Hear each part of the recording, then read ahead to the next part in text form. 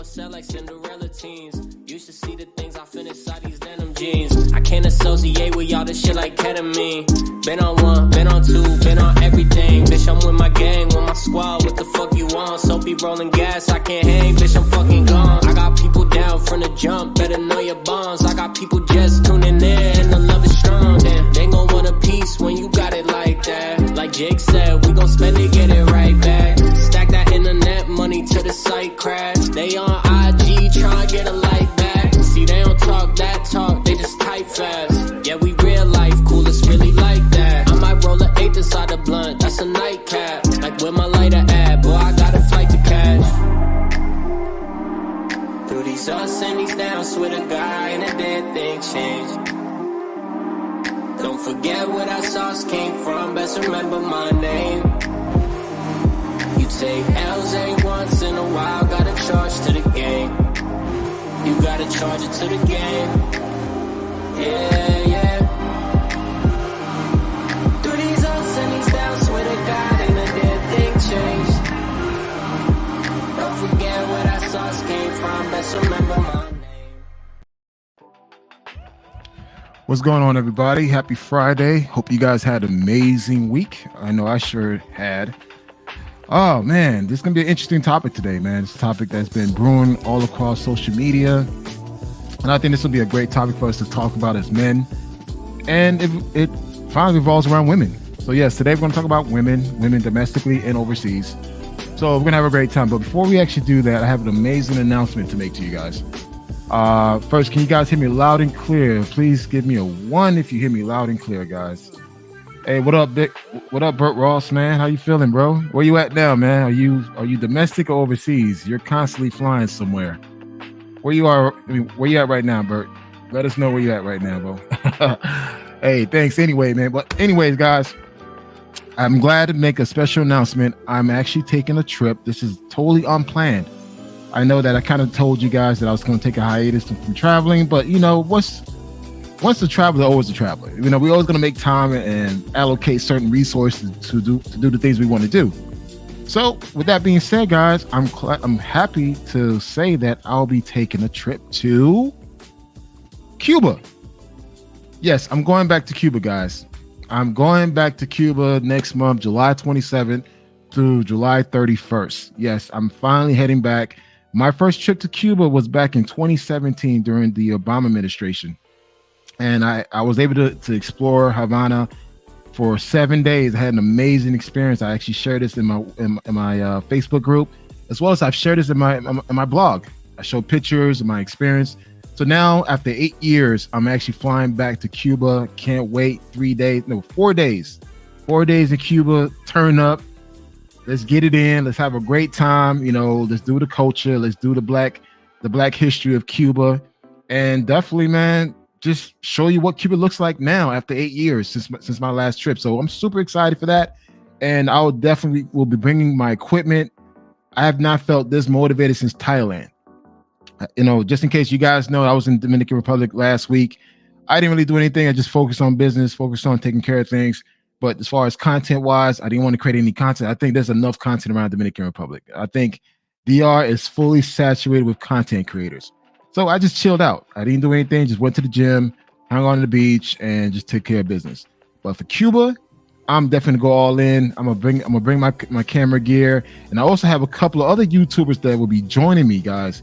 Yes, I have 2 other YouTubers that will be joining me on this trip. So this is gonna be a content-heavy type trip, man. We're gonna go all in Cuba. We're gonna show you guys the real deal, the good, the bad, the ugly. But also, I'm gonna show you guys my experience from 2017 to what happened since the last 8 years, since I last visited Cuba, what changed and what did it. So with that being said, let's go ahead and jump onto the topic. But before I do that, for the past 2 days, I've been attending this conference called Digital Marketing Conference in downtown Atlanta. And I had a great time to go out there and network with other professionals within my field. And today, I actually sat at the table while having lunch with 5 beautiful sisters. Yes, sisters. I was with sisters, sitting down with sisters, and we were all talking. And I was the only guy at that table. And again, I was the only guy. I noticed I was the oldest person at the table. So, we're talking about traveling, whatever, and I told him who I am. A black man travels. I've been to so and so amount of countries. I'm a travel blogger, photographer, videographer, and so forth. And it was kind of interesting. I by talking to these ladies, again, gorgeous, well-to-do, smart, got money sisters at this table, they were intrigued about my traveling life. And one of the sister guys said, as long as you're not one of these passport bros. I was like, what? I was like, what? Like, what do you mean? It's like, I hope you're just not one of those passport bros that talk all that bullshit. I'm like, no, I'm not a passport bro. But the fact that she knew about the passport bros, I'm at a corporate, event with people making six figures and more, talking about, businesses and everything else. And at this lunch table, I have 5 sisters sitting with me. And again, I never met these women. They all just sat at the same table. I joined them and we started talking. And one of the sister, in the midst of talking about traveling and everything else with the countries I've been to and so forth, one of the sisters, again, mentioned that, hey, as long as you're not one of these passport bros. And I was like, what do you mean by passport bros? So she kind of went into, based on her perception, what a passport bro is. And I couldn't say anything. I just sat there and just smiled and just like, no, I'm not a passport bro. But the fact that one of these ladies knew about the passport bros, hey, you guys are doing your job, man. You guys wanted people to know what you're doing on these streets. Now you know. Everyone know what passport bros, but yes, I did respond to this lady, and she said, I told her that I'm not a passport bro. But one of the things we talked about, and again, because I told her, hey, I'm doing a podcast tonight, and the topic for today is, do men need to have game to pick up women? And again, these are smart, intelligent, very attractive women. They got their shit together. And I asked him, like, hey, does a man need to have a game to attract you or to pull you? And the answers varied, depending on the person, the age, and their experience. The response was a little different, but overall, the total synopsis of the response was, no, you do not need to have game.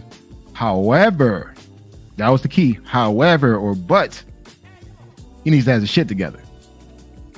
So basically for them, they felt like, a man having a game is not important, but the fact that he needs to have his life together is more impressive than having game. So right now, throughout the Passport Bro PUAs, there's a huge debate whether or not a man needs to have game to pick up women. And this has been going on for the past couple of years now. And now you have the PUAs, the pickup artists, whatever, or pickup artists, PUAs, are saying that now, like, you need to have game overseas. I personally never thought that I needed to have game to pick up a woman. I don't have game at all. I'm very direct when I speak to people.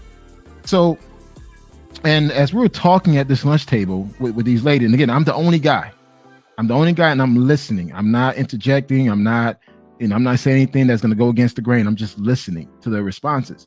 But it all boiled down to a man having this shit together. So I want to have this discussion with you guys. And again, I want to open the forum. I want to open the chat. You guys are free to jump in and have this conversation. Do men need to have game to pick up today modern women? Because there's a huge thing between the PUAs and the Passport Bros. Feel like, hey, you need to have game or you don't need to have game, especially while overseas. But I'm kind of on the fence. I'm kind of on the fence right now with that. I think, do we need to have game? I wouldn't say game, because game to me is like you trying to play somebody. I'm from Miami, I'm from Dade County, Florida. And whenever people run game on somebody, it's basically based on trickery. So do you need to play tricks to grab a woman's attention? I don't think so. But do you need to have other variables, components about yourself that draws people in? Yes. So I want to talk about that. I really want to have a real talk conversation around this and just say, hey, do you need to have game while overseas or domestic? Because, like, honestly, guys, I'm gonna keep it real. I have no issues picking up women here in the United States. Just today by itself, I sat at a table by myself with 5 beautiful, well-educated sisters talking. I handled my conversation. They were highly impressed based on my resume and my skills and places I've been to. So I could easily use that as a way to draw them in. Would that be considered game? Does having charisma consider game? Give me a 1 for yes or 2 for no. Is having charisma or some type of personality considered game? Again, the poll question is, is having charisma or having some type of engaging personality about yourself is game? Or would you think game is something completely different, like a Mac Daddy pimp style mode gaming type of thing to grab women?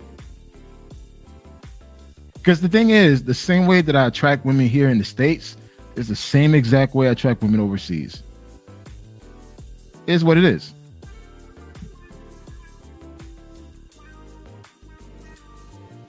All right, I see some comments coming in. All right, Roland, I agree. You got to have a direction you're going. Yep. I don't either. I love American women. Oh, me too. I have nothing against American women. Again, that's why I'm not a passport bro. It's what it is. I'm not a passport bro because I have nothing against any women. It's like, hey, I love women. As long as she's educated, got her shit together, and she looks fine, I'm good. All right, Zero to Hero. I think you definitely need some type of charisma unless you're using your wallet because girls want to meet an interesting guy. Yes, I agree with that. And I think a lot of guys fail to realize that at the end of the day, you know, I'm in marketing sales. It's important that I grab my prospect attention from the start to finish. So I got to do whatever it takes to keep them engaged. And the thing is, I think a lot of people don't really take the time to really engage with the person that they're with.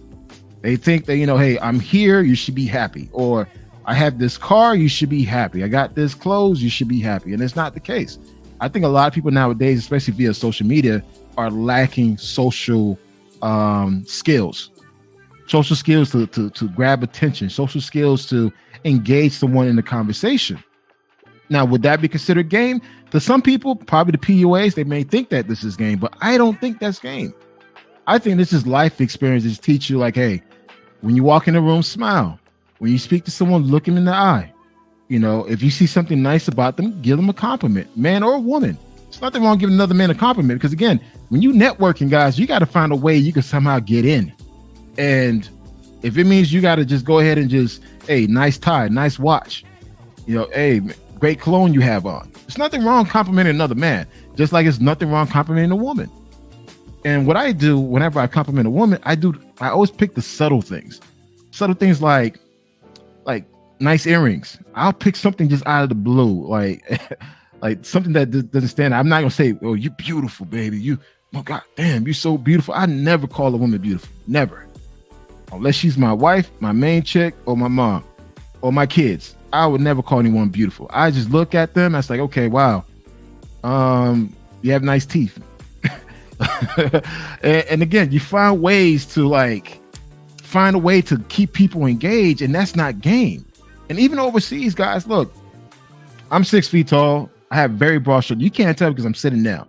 But when I stand up, I do have a presence about myself. They used to call me Silverback. I mean, I'm a big guy. I'm a big guy. And again, I'm comfortable being big. I'm comfortable taking up space. I take up a lot of space. Whenever I go, I just take up space. And when I I enter a room, you can't help but not to see me. Again, I'm not 6'6". I'm 6 foot tall, but I got broad shoulders. I mean, I stand firm. I keep my neck up. I look people dead in the eye, and I smile. And again, a lot of birds do not smile. I smile. I give that big old Kool-Aid smile, and it brightens the room. And that's the presence that I have. And I've learned that over the years by just perfecting my skill set in marketing and sales. The way you look, the way you carry yourself, the way you conduct yourself plays a huge role the type of people you attract. Again, would that be considered game? I don't know. I really don't know. And even overseas, guys, like when I'm traveling through customs, I'm smiling. I keep my head up. I don't walk with my head down. I don't walk with a limp. I walk very strong. You see me, I'm walking like a strong ass silverback. It's like, don't fuck with this dude. But at the same time, I still smile. And women love that. Women love that sense of security whenever they're around a man. I don't care what anybody say. Look, granted, if you're small, if you're skinny, if you're, short, whatever, do whatever it takes to make yourself take up space. Because when you take up space, that shows very dominant energy. Hey. Hey, yeah, exactly, bro. Yeah, man. KG Playground, salute to Kanar in the chat. Hey, salute to you, KG. Rolling. Yeah, we in sales. We know how to ice break. Yeah, guys. Being in marketing sales, even though I'm still in the IT field, I'm still in the soft side of IT. So I'm on the business side of IT. I have to network. I have to like just talk to people straight, randomly. So talking to people is nothing to me. I can just find something to talk about and boom, we have a long conversation. I can hold my own conversation. But again, the topic today is, do you need to have game overseas? So before we actually do that, I want to go through a series of videos that I like to do, and I could use it to talk over.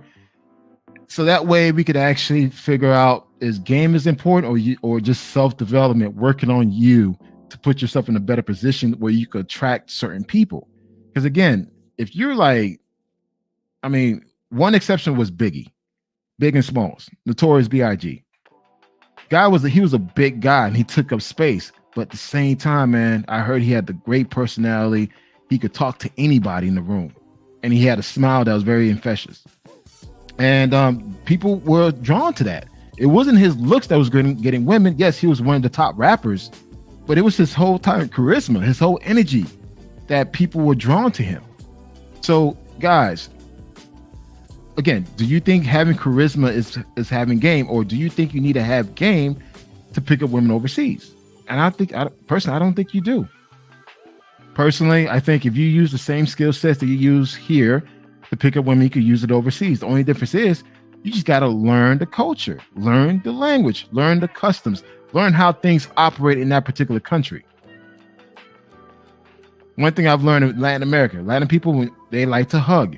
So you give them a hug. But what I do, I give them a big embrace hug so they can feel me. And every time I give a girl a nice embrace of hug, and they feel my arms, my back, my chest, oh, they like that shit. Like, oh shit, oh, I feel so secure. That's my experience all through Latin America. And two, guys, take pride in what you wear. It's like a lot of you guys still wearing socks and sandals with basketball jersey shorts.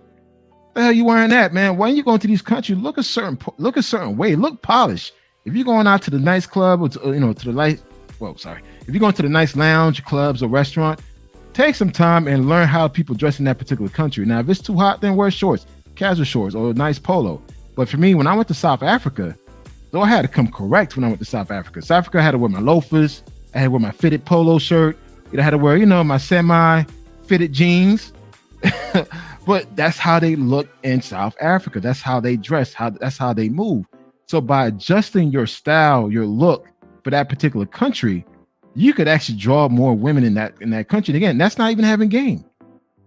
Majority of the time, they'll look at you based on the way you walk into a room, the way you smile, the way you observe the room, the way you stand, your posture, keep your back straight, keep your neck up, your chin up, and smile. That draws people in. That does not make you look like a sucker. It doesn't. Now, unless you go to a ghetto five place in any particular country here in domestic, yeah, the worse you look, the better, because that's what, most of these people gravitate to. But if you go to a polished venue at any country, you look the part, you're going to draw certain women. And again, that's not having game. I never had to use game to do that. And one thing I've learned is that women are attracted to guys they find attracted to. It's like, just because you're an American does not necessarily mean you're going to attract a woman. Dude, you still want the woman to desire you as a man. It's like, beyond your dollars, is she still attracted to you? Like, when she sees, does she get all wet up by seeing you? When she's around, does she feel safe, secure? Because again, you could be an American, you got money, but yet she's not attracted to you, and she's like, having sex with you is like dreadful. Like for her to have sex with you is so dreadful that she just like wants to get over with and keep it moving. But then again, are you using your money to grab women? It's like, which a lot of guys do overseas. Now, again, if you take the time to work on yourself, build yourself, learn the language, learn the customs and everything else, you can meet quality, beautiful women no matter where you are, domestic or overseas. Now, also too, guys, you got to be realistic what type of women you could approach. Like for me, I'm not attracted to these Instagram chicks. I'm not. I don't like chicks that like attention. I don't like chicks that have these butterfly eyelashes or heavy makeup or caked up, or long weave. I don't like that. I like a basic conservative woman that's attractive. That's what I like. And you can't be in the 5 position thinking you could grab a 10. You're not being realistic here. And I know a lot of guys in the YouTube community want to sell you this dream that, hey, just come as you are and they're going to love you. They're going to worship you. They're going to wash your clothes and all this bullshit that they try to sell. No, you're not going to get none of that. I'm sorry. And if you are, you're paying for it. But if you want someone that generally wants to do all those things for you, man, you got to come correct. And that's not playing game, not trying to sell a false dream. Like, just be your authentic self, but yet always trying to improve yourself.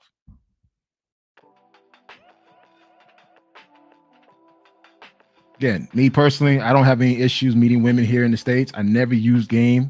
I don't have any game because I'm just too direct with people. I'm like, yes, no, maybe. Yeah, having game, you got to have a lot of like slick talking, and that's never been my forte. So, guys, as you prepare to go overseas, do you need to have game? It's a yes and a no. Game, all right. You don't need to have game overseas. However, you need to put the time and effort to better yourself. Learn the language, learn the culture, learn how to dance in these countries, man. You can't be that fly on the wall like you are in the States. If it's bachata, merengue, salsa, compa, whatever, kasamba, learn how to dance. Take dance lessons. At least make an effort. Try to make yourself enjoyable to be around. A lot of you guys who go overseas are not enjoyable to be around. Like, you guys look sorry. I'm sad to say, a lot of you guys go overseas looking sorry, and it's just like, I don't want to be around that type of energy. If I'm going out to a club, I want to dance. If I'm going to the club, I want to mingle. I want to smile. I want to have a good time. What the fuck I'm be going to a club and just mean mugging, or just want to be at the bar with your head all down, looking all depressed, or standing against the wall over deep in the corner where nobody can't see you? Fuck that, man. I'm wearing that bright ass red shirt. Or I'm wearing something that's gonna make me stand out. And of course, I'm already a big guy, so that alone is gonna make me stand apart from everybody else. But that, by you standing out from the crowd, will automatically bring attention to you. And again, that's not game. And the same thing you do here in the States, you could do that overseas. When you out and about, compliment a lady. If you can speak the language or know a few phrases, say it. And see what she says. She starts smiling, all right, cool. Then this is probably your way to sneak in and continue the conversation. But for the PUAs that say you need to have game, no, you do not need to have game. What you need to do is, 1, focus on your craft. Focus on making money. That's it. Focus on making the money. Put yourself in a better position to win. So you could actually have the things and do the things you want to do in life without stressing out. 2nd, take care of your health. Take care of your skin. Take care of your teeth. Look presentable. That's the thing about marketing sales. We got to look presentable at all times. IT guys, you guys are way in the back, in the dark, somewhere in the closet. So you guys don't care what you look like. But you know what? You need to stop away from thinking like that and start investing in yourself and understand that it's important for you to start working out. Take self-defense classes, boxing, kickboxing, whatever, Muay Thai. Learn something that's going to make you interesting about yourself. You stay in the house all day watching TV and just like on waits in a WhatsApp group or YouTube lives. It's not going to make you attracted to a woman. Focus on you. When you make yourself the top priority, women will love that. Women love when a man make himself a top priority, when he takes care of himself. And so, guys, be romantic, man. It's nothing wrong buying girls flowers, man. It seems like nowadays, and it's something with this generation that you doing something nice for a woman, you're a simp. You buy a woman flower, you're a simp. You take a woman out to eat, you're a simp. What else? You buy your mother medicine, you're a simp. It's like anything a man does for a woman, you're now called a simp. And I'm like, what happened to the days of just being chivalry? Like, just, yes, there's a good chance that a woman may not appreciate it, but you know what? Put your best foot forward. I still open the doors for the ladies. I still do that. Car doors, office door. I still pull the doors. Sometimes I still stand up when a woman enters a room. I still do that sometimes, depending on my mood. I still buy flowers. I still buy flowers on the first date. And again, it's nothing like a big bouquet, like maybe a single rose or whatever, a white or orange or yellow. Never buy a red one. But I still do those things again. Yes, there's a great chance that this person not may be appreciative of what I'm doing, but that's just my makeup. That's just part of me. This is who I am. And guys, invest in buying some clothes, man. Like this whole white tee, basketball shorts with sandals and socks look, that shit's getting old. And I'm seeing guys in their 50s still dressing like they're 19 years old. Dudes 50 years old walking around in DR with a damn bandana. I'm like, dude, you too old for this shit, man. Like, dress your age, man. Dress your class. If you're a six-figure man, dress your class. You know what I mean? Look your part. Invest in some colognes. Go out there and just put some effort into yourself. And again, that's not game. Because if you take the time to do all these things that I just said, you could attract women. Again, you may not attract the Instagram type model that you're looking for, which every guy's trying to get. But if you want a decent, good woman within the United States or overseas, you gotta look presentable, and you gotta play your part. It is what it is. And two, guys, as you travel, learn to appreciate the culture. Learn to appreciate the experience. Traveling is not about banging. Like, really, a lot of us are passing away at a younger age. Take the time that you have right now to go and explore the world and learn the culture, learn the history, learn the people. That's going to make you more refined. Dude, I could sit in a room with a bunch of white folks right now and I could still control the conversation because why? I applied myself. I'm constantly learning something new. I'm constantly exploring different things. As a man, you should always do that. If you do these things, you don't need game. You put yourself in the top 10% of class of men, you don't need game. Your value at work speak for itself. Guys who need game probably broke and dusty. So they got to do whatever it takes to grab a woman. So if it means he has to lie and cheat and steal, he's going to do that. But for a man that takes the time to put himself together in the right position to win, dude, you don't need no game. You really don't. And you could just go ahead and experience beautiful women that's there for you, not women that's trying to like mess with you to get a stove or have you pay her rent or a car note. You'll meet genuine women that wants to be around you, man. Like, I understand people say, it's either you pay directly or indirectly, but still, if I'm around somebody, I like that person to be around because she wants to be around me, not because I have to pay her for her time. And some guys are so comfortable paying for someone's time. I'm like, yeah, I understand the whole you're paying regardless, but there's a big difference when a woman desires you. When she like naturally desire you as a man, as a mate, that's a whole different energy versus you paying someone for their time just to be around you and hang out. It's a huge fucking difference. So guys, again, I want to open the forum. I'm open the chat group. I want you guys to chime in and give me your take on it. Do you need to have game or not? I want this to be a fun, engaging conversation. I only want real travelers to join in. If you don't travel, don't join the chat because you got nothing to say. I want guys who have experienced women both domestically and foreign. Guys who have experienced women within the United States and overseas. I don't want any men who are jaded, who are like so focused about, the modern women is evil. I don't want none of that crap, man. Like, listen, I want guys who have their shit together, who are traveling, who are not jaded, and understand like, hey, listen, there are good and bad women wherever you are in the world. This whole thing about, hey, modern women this and, matrix women that, it's like, listen, you can find the same type of women that you complain about in Cuba, in Dominican Republic, in Thailand, in Brazil. You can find the same type of women that you guys are constantly crying about in those countries. Because again, at the end of the day, it's you're picking these type of women. You're selecting these type of women to be around you. So you need to take some type of accountability that, hey, it's probably you. Because if you're meeting a certain type of people domestically and overseas, the problem is you. It's what it is. All right, let's see. Tapping in games per se is not necessarily needed in my experience. People fall curious in the first few vows, or if your personality is interesting, the rules of the engagement are different abroad. Yes, Paint Your Lifestyle, guys. If you haven't checked Paint Your Lifestyle, this is one of the guys that I actually did an interview with. And excuse me. Definitely subscribe to him. He's the definite world traveler. This guy provides great content. He breaks down by costs, activities, and everything else. He does gives you a great perspective on traveling. If you have not subscribed to Paint Your Lifestyle, please subscribe to him. Again, guys, this is about real traveling. This is not about beefing on YouTube. This is not about guys mongering. No, these are real travelers that put in work, that show great content, teaching you guys how to maneuver in these countries, man.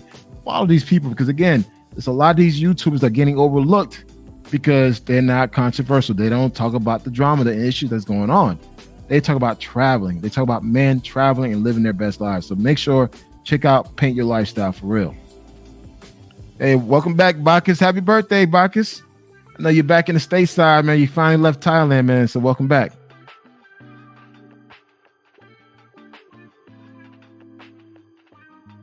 Jay Clyde, anything you do nice for a chick make you a simp nowadays? Yeah, Jay. I mean, honest, I'm trying to understand the whole rationale behind all this. Like, anything you do something for your sister. Hey, you're a simp. You're a simp. No, man, you gotta keep their foot on their neck. You gotta keep their foot on their neck. You're a simp. You're a beta. You're a beta male.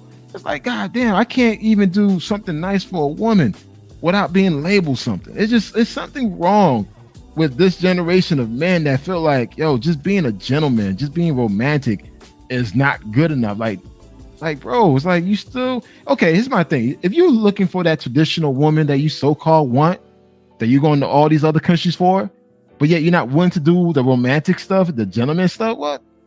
You think you're going to find that shit overseas? It's just a walking contradiction, man. That's China Forbes, the original definition of a hustler. Hustler was never a positive term previously. Yeah, I mean, like I said, it's a game. I never thought game was something positive. The game that I knew back home in Miami was just like dudes running game. They're basically trying to scam you. They're trying to get something out of you. That's game. This whole thing about this PUA thing, they making gaming as, oh, you could just go and say these words and you're going to pull a woman and have sex with her. It's like, that's not going to happen. Look, a woman decides to have sex with you because she's interested in you and she wants you. That's when a woman wants to have sex with you. No word or convincing or persuasion you could do to convince a woman to have sex with you. No, she decides when she wants to have sex with you, guys. The only thing you could do is play your role, be attentive, engage, and make her be interested in you. That's it. All this wordplay that these so-called PUAs charging $5,000 to pay to watch a webinar or get their ebook is a waste of money. That type of money you spend on a PUA service, you could easily take a trip and go somewhere. Take that $5,000, go work on yourself, go get a personal trainer, go buy some clothes, go get a new certification so you can make more money. Like, put yourself in a position to win before you start paying somebody for wordplay. It's just a waste of time. There are good and bad people, everything. The language keeps changing to suit the people that don't know how to evolve. I agree. Hustler, when I was younger, swindler, yeah. Look, I mean, at the end of the day, guys, you don't need to have game overseas. However, you do need to have charisma. You need to have sense of style. You need to take care of yourself, because you as an American, you are a privilege. Most countries, you as an American, you are a privilege. You walking around 500 pounds, with bad health, bad teeth, bad odor, bad hygiene, does not show privilege. So yes, a woman will take care of you, but you paying for it. It is what it is. If you take the time to learn the culture, learn the language, apply yourself, work on yourself, and show up to these countries and know how to have a good time, guys. Like, really, all this mean mugging, trying to be hard. Like, I see that shit overseas sometimes, and I look at these fools. I'm like, man, you pathetic. You take this whole shit that kept us down as black men, is trying to be hard, trying to be Mr. Tough Guy, to Cartagena, to Medellin, Bogota, to Rio, Sao Paulo. And it's just like, dude, that hard shit will get you killed in that country, man. Because again, they don't know if you are a friend or foe. So when you go out, man, smile, enjoy yourself, enjoy enjoy the people. Now, I'm not saying don't be a fool, pay attention to your surroundings, but man, this whole mean munging shit, I know, maybe it's just me, but have you guys noticed that during your travel, like a lot of dudes, especially a lot of black dudes, like they go overseas and they still carry that mean mugging, like trying to be hard type of shit. I'm like, dude, you spend all that money, plane ticket, hotel, all that money to come here and bring that same type of energy to that country. When I see these type of guys, I go left. I ain't trying to be around you. I ain't trying to find out who you are. You can keep your distance. I keep mine, man, because I'm here to have fun. I'm not gonna let anyone ruin my damn energy. It is what it is. So guys, if you're going through some emotional issues, go seek therapy. If you're still dealing with some past breakup, go seek therapy. Because again, if you're trying to find a wife, find a good woman overseas or domestic, dude, don't bring your emotional hang up to these relationships, man. It's not their fault. You need to take the time to seek the help that you need before you get on this plane. And again, go see the doctor, man. Make sure your heart is good. Make sure, you're in good health before you get on this plane. Because again, like I said on Wednesday, I'm seeing a lot of 500 pounds. I'm kind of over exaggerating, but I'm seeing a lot of big dudes on these flights, man. And you think you could grab a 10? You're not going to grab a 10. You can pay for a 10. And trust me, she's going to have you on the clock. 30 minutes. So, hey, I'm just keeping it real, man. I'm not here to say you guys a dream. I'm just not. I'm just keeping it real. I've been doing this for a long time. I'm not selling a course. I'm not selling a consultation. If you want consultation on booking a trip, I can help you out with that. But as far as anything else, you need to work on yourself. So, yeah, you don't need to have game, guys. After speaking to these ladies, educated, beautiful sisters, they were all black women and one Indian woman. It was one Indian woman, and the rest were black. And each of them gave me their own perspective as far as does a man need to have game, and they all said no. But they also said a man need to have this shit together. That's it, which is expected. As men, we need to have our life together. It is what it is. Focus on your credit. Guys, I booked my ticket to Cuba, right? Guess how much I paid for this ticket? Hold on. Let me read this. Adrian, unfortunately, the quality of black men that traveling has definitely gone down thanks to the internet. Yes, I agree. I totally agree with that. I'm seeing a lot of dudes, Pookies, Ray Rays, or even so-called like dudes that I don't care to be around in some of these places. And like, I'm good. But anyway, back to my question, guys. I bought a plane ticket. I'm going to Cuba, July 27th. I bought a ticket to Cuba, and guess how much I paid? I paid $103 round trip.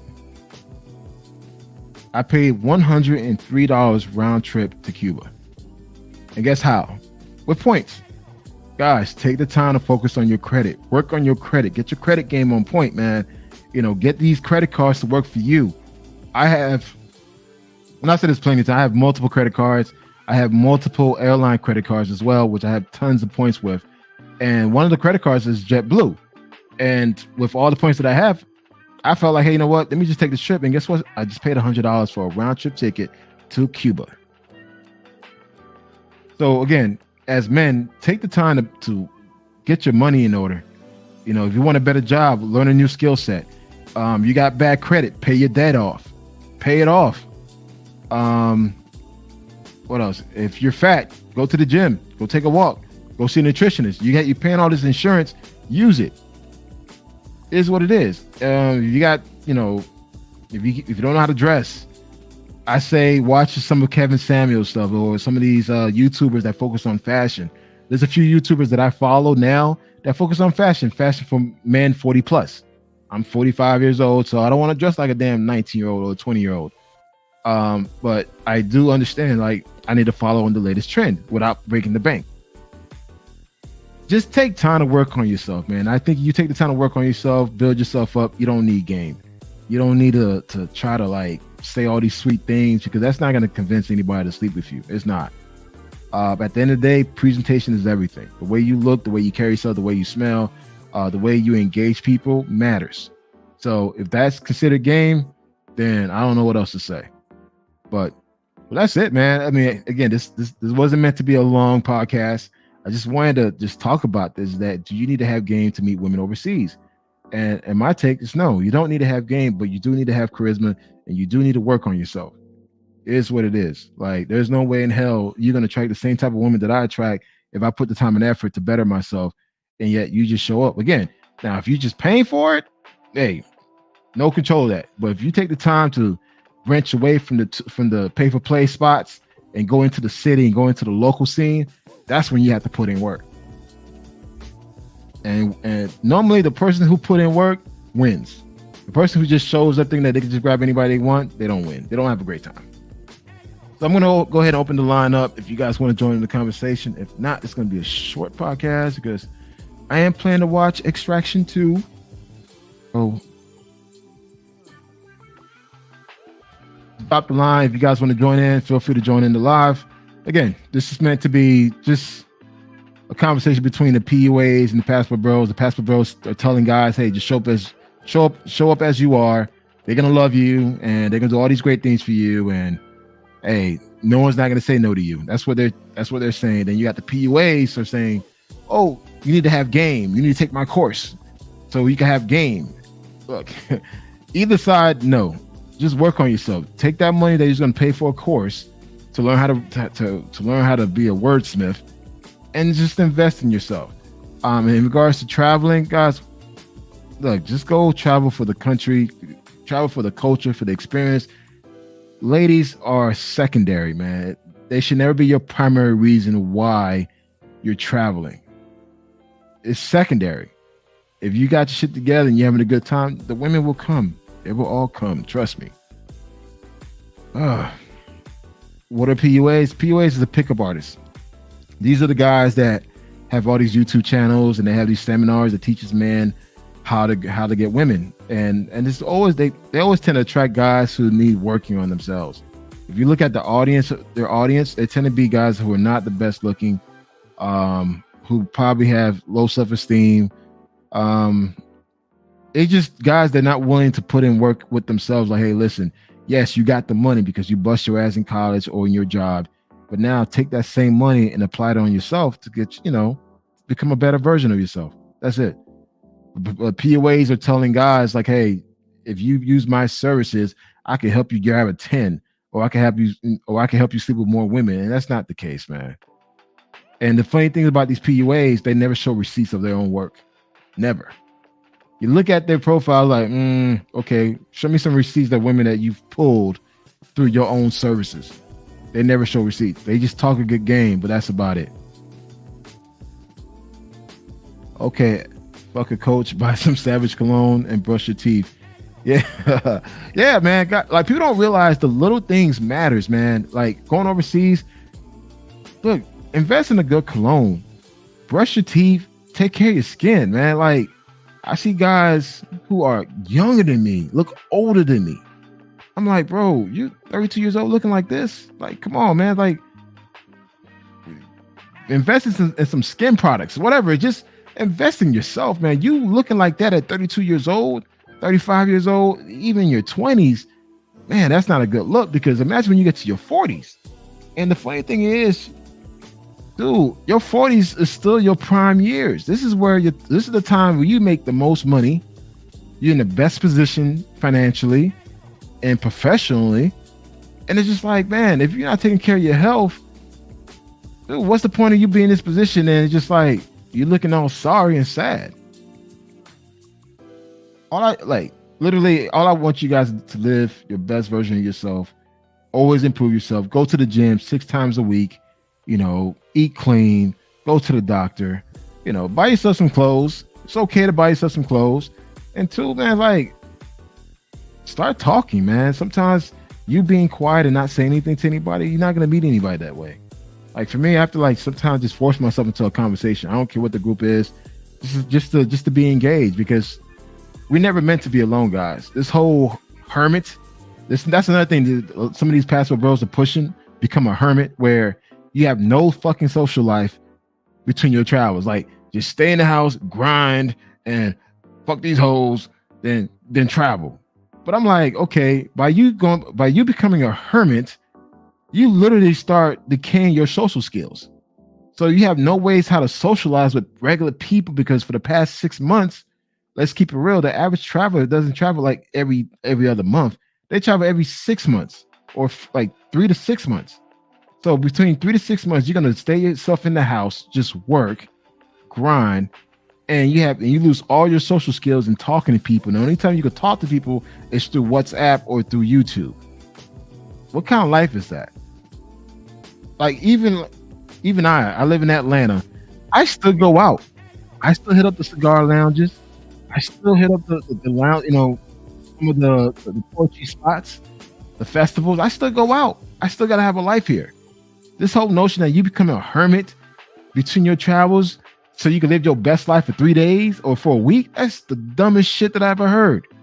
Like, bro, you still gotta have a life, man. If you into football games, basketball games, go and socialize, go mingle. Because again, by you doing that naturally here in the States, you'll excel overseas. You can't just become a hermit here and then think that you're gonna win overseas like that. It doesn't work that way. What up, Roland, man? How you doing? You're on mute, Roland. Well, all right. But like I said, guys, all I'm saying, work on yourself and just go out there and just have fun. You don't need to wait to go overseas to do the things that you want to do. Let's see this. As hard as you work on the physical, you also have to develop your personality. Looks alone will not cut it. Be enjoyable to be around. Facts. I totally agree with you, Daniel. I think people realize that, again, besides the physical, work on your personality. Like, work on the soft skills. People don't realize how important soft skills are. Most jobs are now determining people based on their soft skills. Are you able to talk to people? Are you able to get along with other people and engage? That matters. So you becoming a hermit, which some of these guys are pushing right now, shutting the world around you off between your travel, it's the dumbest shit that I ever heard. You still need to go out there and mingle. You still need to go out there and network. As a black man, it's important that we go out there and network. Whatever your profession is, even as a businessman, you still need to go out there and network. So by you shutting everything off and living your cocoon between your travels, how are you able to actually get better as a man? Because trust me, when you go overseas, you're only there for between 3 to 7 days, most 2 weeks tops. The average man will travel between 3 to 2 weeks. That's it. Now, unless you're an expat or a digital nomad where you could actually stay in that country, that's a whole different story. But the average everyday black man that lives in the United States makes about $45,000 a year, and is only allowed up to 2 weeks of vacation time. So for me, as a content creator, as a traveler, I would never tell a man to shut the world off and just not have a life and just have a life outside overseas. Now, there's a difference if you were to shut off your life. Not shut off your life. If you were to shut out the world around you so you can focus on you, like let's say for 3 months, I'm gonna go dark, and within those 3 months, I'm not doing no social media. I'm not doing anything that's not gonna benefit me as a man. So these next 3 months, I'm gonna grind. I'm gonna stay in the gym. I'm gonna be learning a new language. I'm gonna do everything I can to become a better version of myself. That's perfect. That's a good way to do things. But to say become a hermit between your travels and not do anything at all, again, that's the most dumbest shit anyone could do. And I would never tell my sons. I got 2 sons. I would never tell them that dumb shit. I would tell them, hey, listen, if you got to grind, all right, let's grind for 3 months and let's go all in. However, you still need to work on your soft skills. So that's my take on it. So again, you don't need to have game. The ladies that I spoke to, these were business professional women, say that you don't need to have game. You just need to have your shit together. Just play your part. And I think most guys who are within my circle will agree with me that you don't need to have game. You just need to just come correct, have fun, show some personality, smell good, look decent, and smile. That's it. I think with these things, you could grab a woman's attention. Now, if you want one of those Instagram types, that's a whole different story. I can't help you out with that. That's just me. So, yeah, man. So that's it, man. That's all I want to talk about, man. Again, I'm not here to say you guys a false fantasy about how the world operates outside the U.S. I've been to a lot of countries. I've mingled, I've dated within those countries as well. At the end of the day, look, every woman you meet all boils down on you. The type of effort you put into it. If you constantly traveling to the same watering holes that most guys are traveling to, then yes, you're gonna get played. You're gonna get played. It is what it is. It's just a matter of time you're gonna get played. Now, if you take the time to learn the culture, learn the language, and learn how things operate and expand your surroundings to other areas, then yes, it's a great chance you could meet a quality woman. And again, that goes for within the United States or overseas. There's places here in Atlanta I could go to and I could find quality good women. Just today, my table had 5 of them. So again, at the end, at the end of the day, you need to be realistic in regards to who do you attract. A lot of guys have this false sense of reality that the type of woman that they can attract. Same goes for women. You have women who think they could attract a man that makes $500,000. They're not understanding true reality that no, that cannot happen. Water seeks its own level. I always believe in that. Water seeks its own level. I know what type of woman that I can attract, and I know what type of woman that I know I cannot attract. And I'm okay with that. I'm totally okay with that. So again, guys, you don't need to have game. Okay, all right, cool, man. What up, bro? What's good, man? How you doing? Hey, good, man. What's going on with you, man? Chilling, man. Just watching the chaos on YouTube as usual. Yeah, man. It's insane. Some of these lives, man, be going crazy. I'm like, wow. You know what? I think KG. I think the travel movement is no longer about traveling anymore. Facts. I think this whole thing, like even like the whole Passport Bros, it's not about traveling anymore. It's about just bullshit. Yeah, I mean, you tell me. I'll stay quiet. Yeah, honestly, I don't think it ever was about traveling. Wait, let me make sure. Do you hear the do I got echo? No, you got it. I can hear you loud and clear. All right. Yeah, I don't think it was ever about traveling. Cause like when you traveling, you go there to relax, have fun, experience the culture. But like every panel, every channel that's like Passport Bro Travel now, all it is just like arguing, talking about the Matrix all the time. Mm-hmm. I mean, it's I'm not gonna lie, it's entertaining. Like Razor Rays, it's super entertaining. It's like Maury or Jerry Springer. I'm not gonna lie, it's not entertaining, but it's like, bro, this is not about traveling no more. And again, shout out to Razor Ray. I've been on Razor Ray platform several times. He's a great YouTuber. Yeah, his lives be very entertaining, but sometimes I'd be like, okay, I had enough. It's like Razor Ray's shows, like it's cool, but after like an hour, when the stuff start going out of hand, when dudes start beefing and start cussing at each other, that's when I kind of lose interest from there.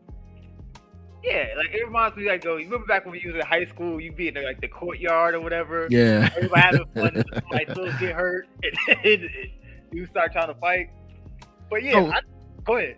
No, so let me ask you this. So do you think do you think domestically, let's talk about domestic first.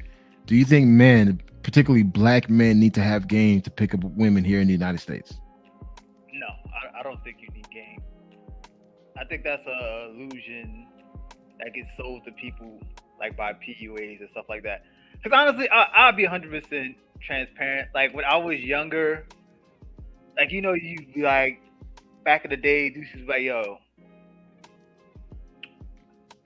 Dudes used to have like what's the word? I can't think of what we used to call it back in the day. I can't think of the word, but whatever. Anyway, where I was going with that is like when I was younger, I did look at some of the PUA stuff. I read some of the material. I got into it. But then like after a while, I realized I'm like, yo, this doesn't make sense. Like I was like one time I was with a girl and I'm like, yo, she's not here with me because I'm trying to say this nonsense or whatever. She's just here because she's feeling me. She just feeling my personality. And then once that clicked for me, I tried to tell guys like, yo, all it matters is like, yo, how you make people feel, your personality, your presentation. That's what you present to people. That's what people are attracted to. I don't care if you trying to like neg a girl or whatever whatever new terminology they have, it doesn't matter. If the girl is not attracted to you, if you got a trash personality, you got no social skills, you're awkward, who's going to spend time with you? Even guys are not going to spend time with you. I agree. So now taking it overseas, do you think guys need to have game while overseas? Like, I don't. This is you already know how I feel about this. I don't separate the Matrix from overseas. Like, yo, everything still applies. You got to have social skills. I think it's actually this applies more when they're overseas, because when dudes get overseas, they feel like they're that dude just because they got there. Like, yo, okay, I'm American in Thailand. I'm American in like Tanzania. Oh, I'm that dude. Everybody should just like come up to me, yo. Oh, they see that, yo. I got some J's on. Yeah. I got a chain on. I got like my Louis Vuitton belt on. And like they feel like they special. And I'm like, bro, that's not special. Half of the time in a lot of these countries, there's a fake market. Everybody got a Louis Vuitton belt on. So you got to stand it out.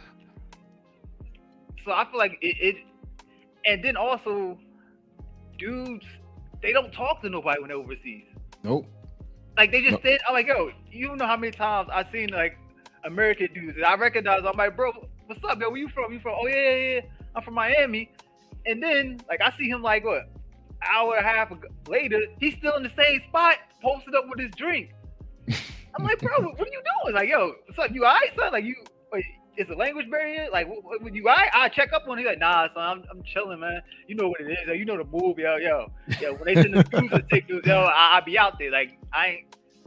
Like, they dudes is waiting for chicks to approach them. I'm like, bro, that's not how it works. It's never worked like that in history for guys to be like, yo, girl's gonna come up to you and initiate the interaction, and then you just like, yeah.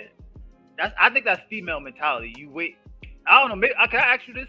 How do you feel about choosing signals? Choosing signals. I think it's there. But sometimes you can easily miss them.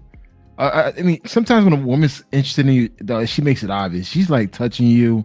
She's getting real close to you. She's like constantly looking in your eyes or smiling. That's all the signals like, yo, she's into you.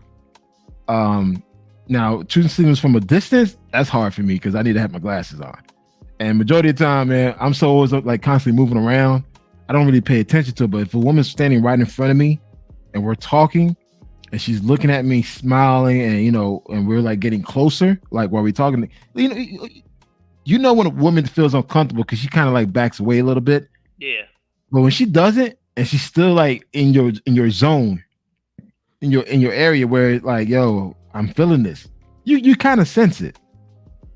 But the choosing signal is it really depends on if you could pick up certain cues, man. And for me, if she's around me, yes, I could pick it up.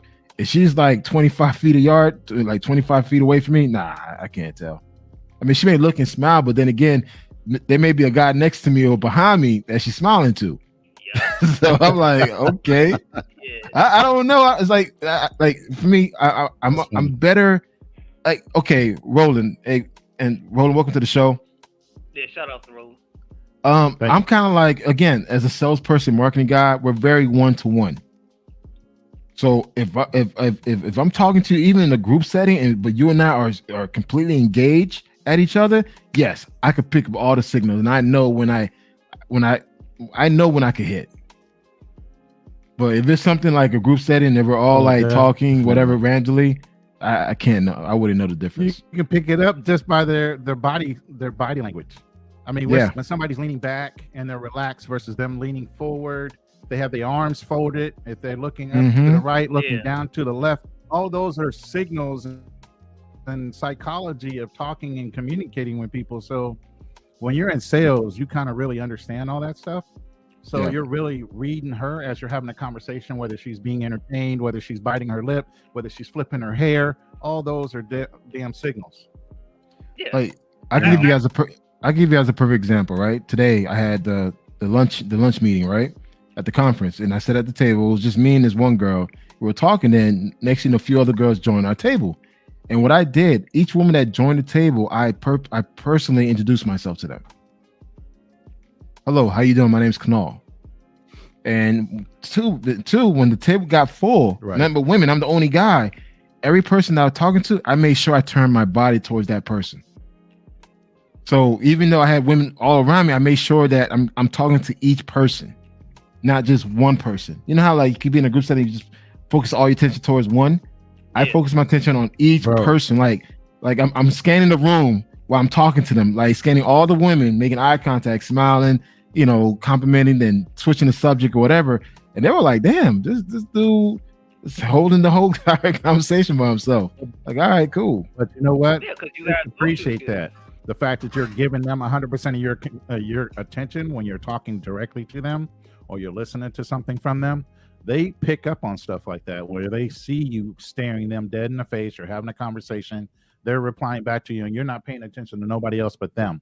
You're involved with their conversation and they pick up on those cues. Yep. Yeah. Like this is like basic social skills. This is like why a lot of dudes suffer. Like this is the craziest part. Like what you just said, a lot of dudes can't even make eye contact with a woman, yet they always see that's the problem. Because if you were raised by a man, the first thing a man will tell another young kid as they're growing up, when you talk to another man, you look them in their eye. Yeah, that's the way you communicate man to man. You don't look down, you don't look around, you don't have no sunglasses on while you're talking to another man. You look at the man dead in his damn eye, and you have a conversation with them. Because another man looking at you and you're looking all around already picks up a signal from you as another male that you're up to something. So when we communicate as men, we're supposed to look at each other. Period. Yep. That's the way you communicate. So, you know, I pick up on dudes when they're shady just by the way they don't look at you in your face. Yeah. Yeah. You know, they're looking down and all around and like I said, I pick up on cues and things when I'm having conversations with people. It's just second nature. I mean, even when I was going through therapy, I had to sit there and have one-on-one conversations with a psychologist. I can't sit in a group session. I know exactly what to say in a group setting, but is that dealing with the issues I had to deal with psychologically? No, I had to do one-on-one counseling because basically sales is psychology. You read people all day. And it can be draining when you have conversations with people, especially when you're trying to persuade them to see a certain way and a thought process in order to get a sale. So it can be mentally draining. So, yeah, I mean, everything, the inflection of your voice, the way you talk, everything has some kind of meaning to it, you know? Yeah, I agree. And like, since y'all big into like sales and psychology, I'm big into sales and psychology too. Is the main, I feel like this is the number one reason why guys have problems overseas and also in the matrix, as they call it, is because they can't deal with rejection. Like, people are so terrified of rejection. And like, I always try to tell men, you're going to get rejected. And rejection is not a personal attack on your ego. All it is somebody saying they don't want to speak with you right now. You don't know what's going on with that person. That person, their parent could have just died. They could be worried about their bills.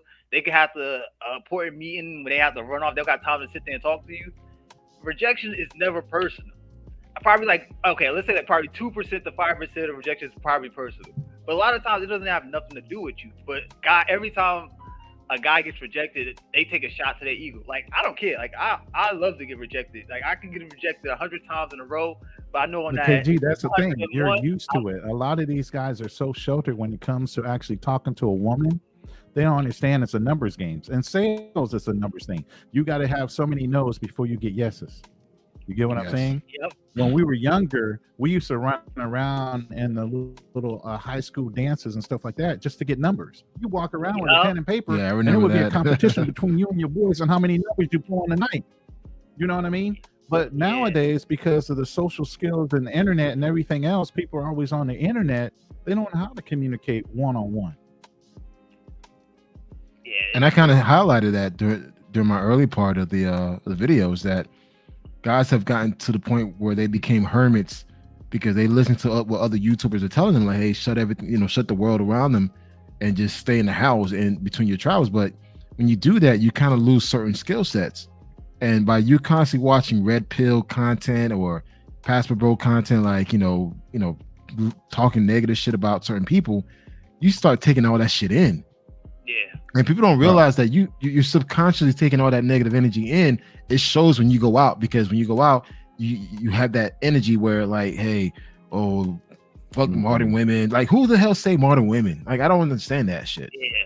Right. Like they just evolved. Bro, Like, yeah. Let me share something with you. As I meet a woman, I'll have a conversation with her, and I'll be in her brain so deep, I could literally make her wet by having a conversation with her that's so intelligent and so well put that she's raring to go by the time I see her face to face. Yeah. Yeah, you could do that. Even like at this time, I met women. As long as you know what to hear and what you're listening for, oh yeah, you can have them raring to go by the time you even meet up with them if you have a great conversation. Yeah, I just want to piggyback. There's times where I met women and we barely talked. Like, I went up to her, said what's up. We just had deep eye contact. We danced, and then it was like I barely knew her name, and she was like, "Yo, like, so what you trying to do? We trying to get out of here?" And like that's the word. So like, cause like you gotta remember, like what they say. I think it's like 80% of communication is nonverbal. Nonverbal. Yeah, I think it's 80-90%. I don't remember the exact number. Yeah. Like I said, flipping the hair, the eyes, the batting of the eyes, the little grins, biting of the lip, the way she reaches out to touch your knee or even your arms, to feel on your arms. Well, guys, I'm gonna ask you guys this, because we have Milano, the travel vlogger. He says he still does PUA in the States. Do you think that guys need to have PUAs to help them get women? Ronan, I'll let you go first, because I can say a lot. I learned the old school way. I'm older. I'm 55, so PUA to me he's not going to help me. I know far more than him and have way more experience than anybody's telling me what I need to do in order to pick up a woman. I've been there, done that. Do a lot of these kids nowadays coming off the internet need to learn how to have a little bit of a level of communication to grab a woman's attention? I think they need some coaching, because they don't have the social skills unless they're in sales or unless they're outgoing individuals, or they're not only nerds but they're in the sports or something like that. But if these guys are on the internet and all they're doing is texting and playing games and doing whatever, but they're antisocial, meaning in a group setting, they do need some coaching up as far as how to carry a regular conversation with a real person face to face, what to look for in a woman, how to read a body language, So I think in that respect, yes, some of the younger guys and the newer generations, millennials and up, do need a little help in that area. I totally agree with you in regards to like, these younger generation need to know how to conduct themselves in public with other people. I think they become this me generation where it's like they're not listening, they're not engaging or paying attention on body cues and everything else. That's what I've noticed. And even with the younger ladies, it's just like they just have this warped mindset how things operate. So I think the Generation X, generation and the one above it, were the last one to understand you could actually have a conversation with someone without being on the phone. Like, I hate when if I'm going out and I'm speaking to somebody and that person's on the phone, that's the instant turn off for me. Yeah. Yo, I'm pressed to even text. And that's big overseas, man. Like, I'm not overseas, I let them know straight up, look, man, if you're gonna be on your phone, you could go home. Yeah. You coming over my spot, look, you're not gonna be on the phone like that. If you are, just go. Like, I'm not pressed to have you around. Like, I'm not pressed to have you around me. It's like, if you're gonna be on your phone like that, and we're about to go out and have a good time, I'm giving you my attention and my money that I'm spending on us, you better put that phone away. But some guys would tolerate that shit, and I'm like, never tolerate that. I want to have somebody's full attention. If I can't have your full attention, that means you don't value my time. That means I shouldn't value your time. So we should just part ways. But with the POA thing, I want to just go back on that. Go ahead. Because being somebody who understands like the POA stuff, and I think it's unnecessary. Like, because I feel like the POA stuff, it leads you down a dark rabbit hole, and that's how the red pill was born. Was from the POA community. Because I always go, because like first it became about, okay, yo, we couldn't meet women, and then they started talking about, oh, these they blah blah blah. I don't want to use the words, I don't want this to get demonetized, but they called names, and then it just spiraled, like, because I seen it from like the beginning, how it to what it is now, and it's just like it just keeps spiraling lower and lower. But it does give you some good fundamentals, but that's what I mean by the fundamentals. Because KG, I gotta give you to you, man. I was married for 9 years. You know, I'm 55. I was married back when I was in 40 something. You know, and then all of a sudden I'm divorced after 9.5 years of being married. The game changed. You know, these women are faster. You know, there's a lot of things you don't realize changed when you're talking about even social skills. Yeah. You know, you don't even have to try as hard anymore like you used to back in the day. Yeah. These chicks are throwing it at you. Yeah. Bro, Ronan, can you say that again? Ronan. These chicks are literally throwing it at you. That's why when people say they have a problem dating in America, I'm looking at them like, what the fuck are you not saying? And what are you not picking up on? These chicks will literally give it to you if you just have something going for yourself. Something. And sometimes you don't even have to. I'm gonna keep 100%. I got a couple family members in my family. They don't do anything. Like, these dudes, no job, no nothing, and they always with chicks. Got nothing going for them. And this is what kills me about a lot of the stuff of like people be saying like oh, women they throwing it at everybody. So I'm like, yo, basically what you're saying is like, because a lot of these are passport bros, they say this too, like, oh, it's so hard to get. They're not throwing it at everybody, because a lot of dudes are corny. They awkward. They're throwing it at the ones that know what the fuck they're doing. Yeah. And they don't even mind sharing those dudes because they're the only ones around that know what the fuck's up. Facts. You spit it right now. But I was saying, like, but I'm just saying they talking point, because they say these chicks are loose. They throwing it at everybody. So I'm trying to use their logic and be like, okay, if chicks are doing this and they loose or whatever, so it's raining outside, and basically saying you can't go outside and get wet. So what is the problem then? Is the problem you, or is the problem the chicks? Because like you just said, you was out the game for 9 years. You came back and you're like, damn, son, this shit is easy mode, yo.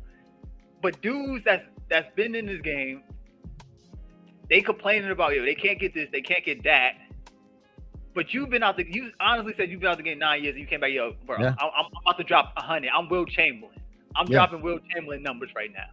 Yeah. Come on. Does that make sense to you? And because I had been married twice, and because I kind of understood everything that was going on within my marriage and how women operated, when I got out of that marriage, I was upfront with every chick. I had 2 or 3 chicks that knew about each other, and they didn't have a fucking problem with it. That's why I'm like, why do dudes need to fucking lie? You don't need to lie. All you have to do is tell them the truth, and they'll work around that shit until they're willing to fucking. Some of them don't even want to have relationships like that. They want to have fun, and they want to move the fuck on. Like dudes, they're literally like men, where they'll have sex with you and walk the fuck off. Like some of these countries, you go to Brazil, I heard they're pretty open with sex. You know, Colombia, they'll jump on you 1 minute and be on another dude another minute. It's not that fucking serious to them. Yeah. American women are like that. Now, the more recent ones, all those traditional values and morals back in the day when the church was more involved in everybody's lives, all that shit is gone. And that's what I had to realize. I grew up in an era where everybody had morals and they wore long skirts below their knees and all this other bullshit. That ain't going on, no man. Man, these chicks are wearing skirts that are right up to their ass, where breaks at the back of it. Bro, let me tell you this. I went to all these. You don't have to imagine what the fuck they got on. You know what the fuck they got on. Hey guys, I went to all these to get some groceries, right? This girl was wearing a lingerie shorts with her ass cheeks all out. I'm looking at this woman like, dude, you wearing this out publicly? Right. Because I know exactly what she was wearing. It was just like, that's a lingerie, lingerie stuff. She's wearing that with it. I'm like, damn. I'm like, me and Kanal didn't grow up in that generation, bro. We're not used to seeing that shit. Women were more reserved. They held on to their femininity and what they had. They didn't just show the world. Now with OnlyFans and IG models and all the way, Fashion Nova and all these different fashions, these chicks are so comfortable with displaying their bodies. It is fucking ridiculous. Yeah. True. I mean, I agree with everything you just said. I just find it so like hypocritical. Like these dudes just like this is the easiest time, but everybody's complaining like, yo, you can't get it. And it doesn't make sense to me. Like, I might be switching over to a Dominican chick, and I was just dating this other black Afro-Cuban chick. She busy? I'm getting a Dominican chick, and we going on a trip. I mean, she knows about her. That's the whole thing. She's like, well, I don't want to hold you up on your trip.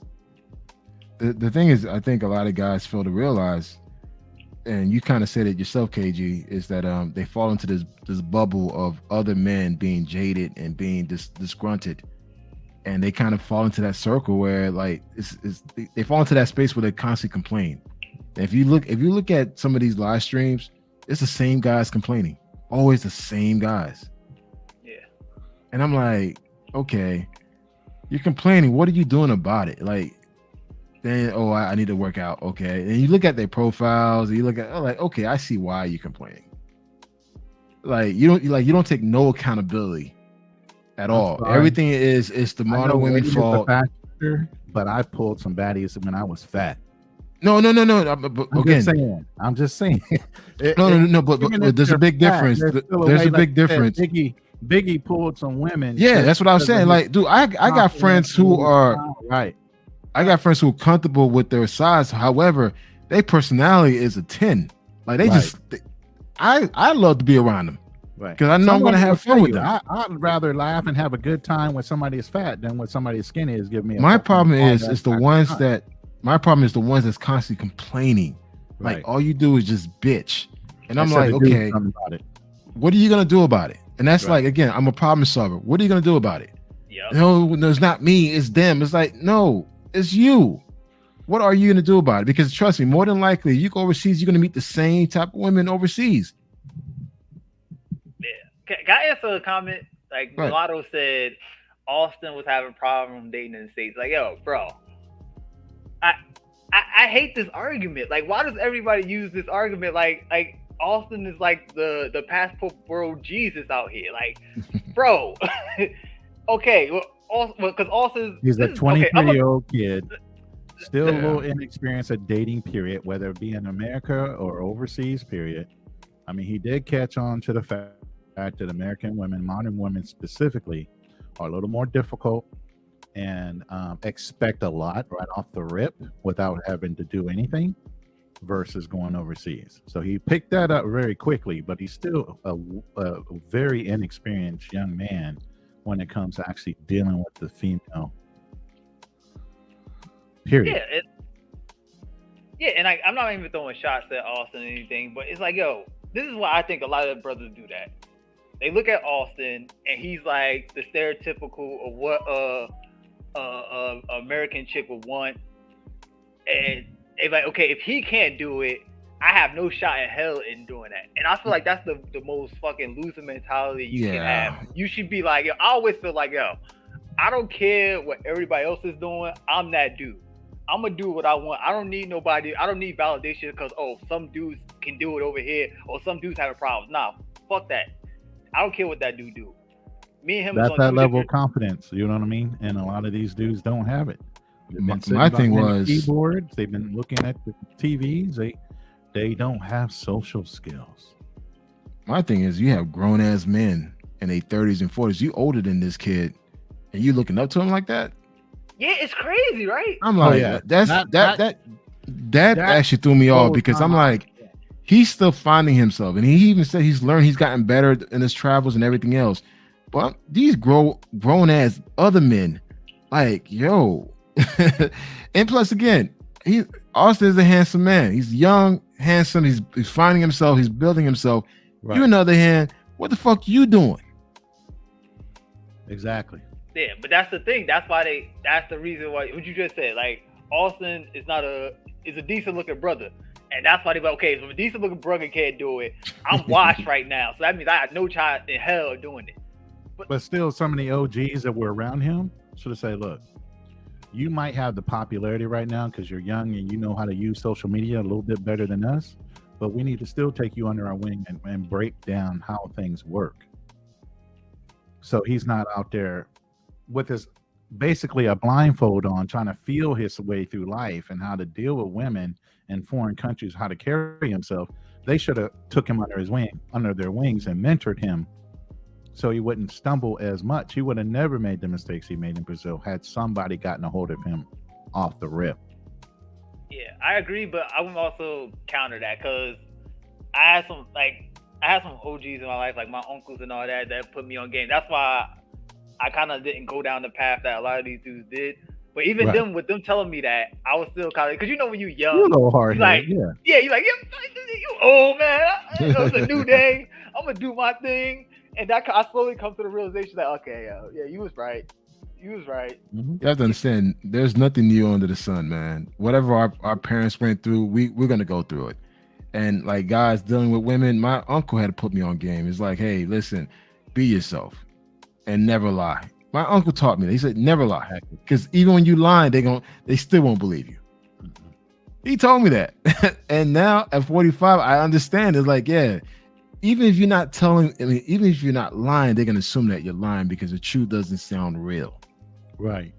So and like you said, Roland, I'm at a point now. I tell the women, listen, yeah, I'm seeing somebody, but we can still kick it, Mm-hmm. It's not gonna be more than that. Don't think I'm gonna leave my woman for you. That's not gonna happen. But it's just like, if you want to go out and kick it, hang out, get to know each other, I don't have nothing against that. They're like, who's the chick on the video? Good friend. Yeah, that's right. Travel with me. I ain't got one thing. She's not available. She has first right of refusal. She already knows how I'm going to be. So if she can't go and I call you, you're on the list. You either can hop on a plane and travel with me, or I can find somebody when I get there. My thing is, a lot of guys are not being truthful, and a lot of guys are not being realistic with their expectations. As I said before, you got guys wanting this Instagram look, this Instagram type of woman, and it's like, dude, those are the women you don't want to have. If you're trying to find a good woman, you got to find a woman that's not into that social media mess. They're tainted. Yeah, I mean, I'll push back a little bit. If you want, because look, end of the day, the chicks that's on Instagram, they still chicks. You can get them, but the thing is, the dudes put them on a pedestal. Like, just because a chick got like 10,000 followers, 15,000 followers, 100,000 followers, it doesn't matter. She's still a chick. If you come and interact with her, like man and woman. I agree. I agree. I totally agree with that. However, most average men would not be able to handle that. If she's known to be on Instagram with lacy clothes, taking tons of pictures. A lot of guys are very insecure. Let's be honest. A lot of men are insecure if their women go out with her friends on a Friday night. I agree. So how are you going to handle a woman that's constantly promoting herself on Instagram, like with workout clothes with the camel toes sticking out? Are you going to be okay with that? Most guys are not comfortable with that. I'm very comfortable with it. Yeah, I'm comfortable with it because I'm at a point now. It's like, hey, I've dated him and I don't give a fuck. Exactly, yo, bro. Son, there's times where I dare somebody to take my girl. Like, yo, if I would a chick, if some dude try to walk up to her and talk to her, I'm gonna walk away. Like, yo, bro, here's your chance. Because if you can take her, you deserve her. You know how she got here. She either gonna get home by you or she coming home with me. One of the two. Yeah, and I feel, yo, can we talk about that? Because with dudes overseas, dudes be want to fight you. For what? If they chick look at you and all of Oh. Yeah. We got somebody come up. Okay, who's this? Yeah, Milano, what's up, man? What's going on, bro? Hey, what's up? I just wanted to clarify because I think that it was when I was texting, I kind of threw you guys off. Okay. The PUA thing, I was talking about as far as me still approaching women myself, not hiring a coach. I was basically saying, I call it pickup artistry. Like, David Bond used to call it like that. Like if you're doing PUA pickup, you're doing it. You're approaching women, cold approach women. I should have said just cold approach, but I'm working and stuff like that. But yeah.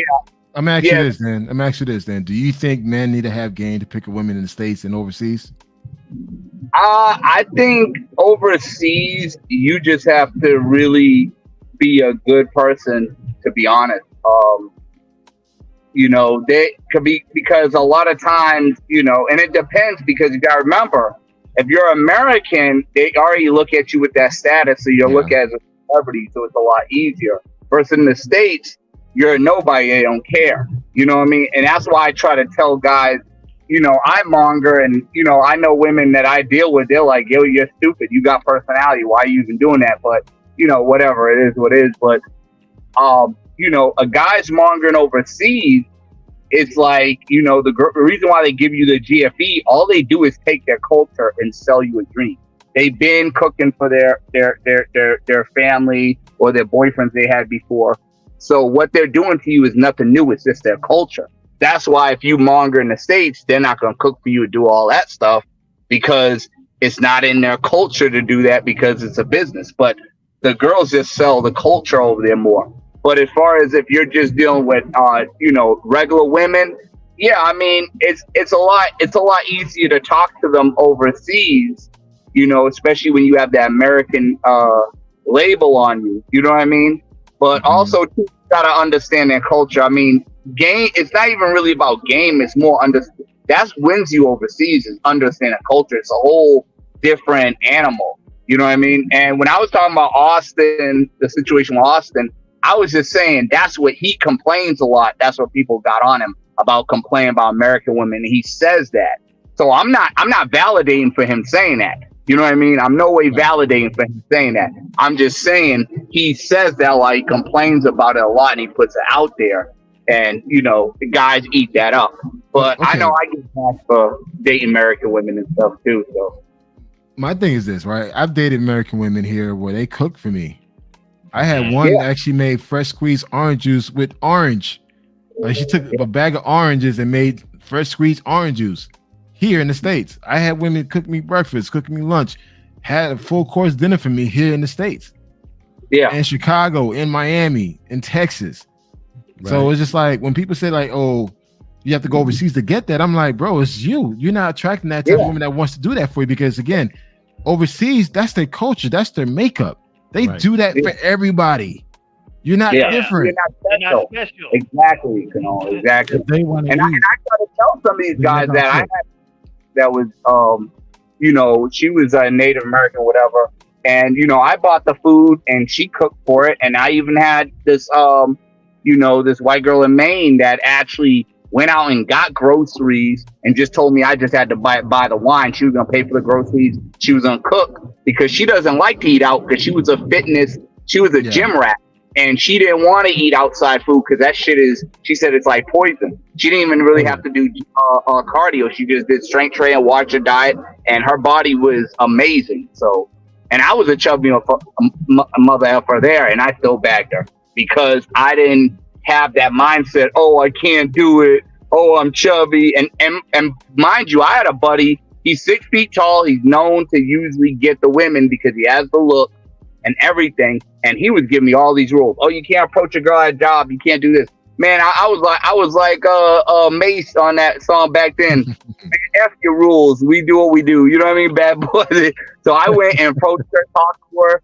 And, I was supposed to meet up with her and her friend, but her friend flaked. So instead of being with 2 guys and 1 girl, she was just like, oh, I know you're with your boy, so I'll wait till you come back. But he was pissed because he's not used to getting rejected or flaked on. But I wasn't, because she didn't flake on me. It's just her friend flaked. But he was like, man, you need to get rid of her. But I didn't listen to her. I ended up going back to Maine. She cooked for me and everything. And I was actually supposed to stay at a hotel. She let me stay at her house for free to save up money. So I saved money on taking her out to dinner, because we didn't do that. She cooked and bought the food, paid for the wine. And I saved money off the hotel because I stayed over her house. You know what I'm saying? So it is possible. You know what I mean? It is possible, and that's why I think when I hear guys that constantly complain that or American women don't do this and do that, it's like no, the ones you chose not to do that for you. Because I've met again sisters, Italians, Hispanic women that cook dinner for me, that actually wash my clothes if I was staying over for the weekend. I think that's so. It's just like, it's the way you choose, who you choose, and what you're looking for while you're making that choice. And I think that's a huge factor in the quality type of woman that you're really getting. You know, that's like we were talking about earlier, Kanal, and other broadcasts is, you know, when you're going overseas, because you're an American, because you have that status, you know, to go and get a 304, that's no flex. The flex is to get one of their good women, not one of the women that anybody can get that they don't even give a fuck about. Yeah. And again, if you're there mongering, hey, do you have your good time, bust as many nuts as you want, and come back home safely. But don't brag about it because you're getting something. I was gonna say that. Don't brag about it, bro. There ain't nothing for you to brag about. Yeah, can we make a distinction? Cause I want to make a point because I feel like this is mongering always gets like you gotta start making a distinction between mongering and dating because it just became synonymous now. Like people just assume like, oh yeah, yo, you go overseas, it's easy and all that. Then come to find out, they just mongering all day. Like, they lie about it. A lot of people actually, even guys that, you know, a lot of guys actually respect me because I actually put it on the forefront with my videos. And I never try to pull a wool over somebody's eyes. I never tried to say, well, I'm bagging this chick or I'm doing that. When I did the straight mongering, I was blunt about it. And a lot of people actually respected me for that. Because I didn't hide it like a lot of guys. A lot of guys hide that shit and they try to be like, oh no, you know, this and that. And they, you know, they're selling wolf tickets. And it's like, you know, I just told how it was. You know what I mean? Yeah, I can respect that. Like, if you honest, because like a lot of dudes, they go up here, they show us this chick and they, whatever. And then she's a pro. And I'm like, bro, you can't, I don't understand how people are proud to display pros like that. Like that's not a flex. If she's a pro, the whole thing is just be honest about whether she's a pro or not. She could be a badass pro. Yeah. Okay, but she's still a pro. At the end of the day, when you leave town, somebody else is gonna be digging in those guts. As long as you're not getting attached to it, who gives I'm about to drop them off. Hold on a second. Yo. You all can keep talking. Yeah, Ronan. Do you think that's a flex though? Like if I go rent a Ferrari and I'm pulling around the hood, like, yo, you see me, and then tomorrow somebody rent the same Ferrari and doing the same thing. No. Exactly.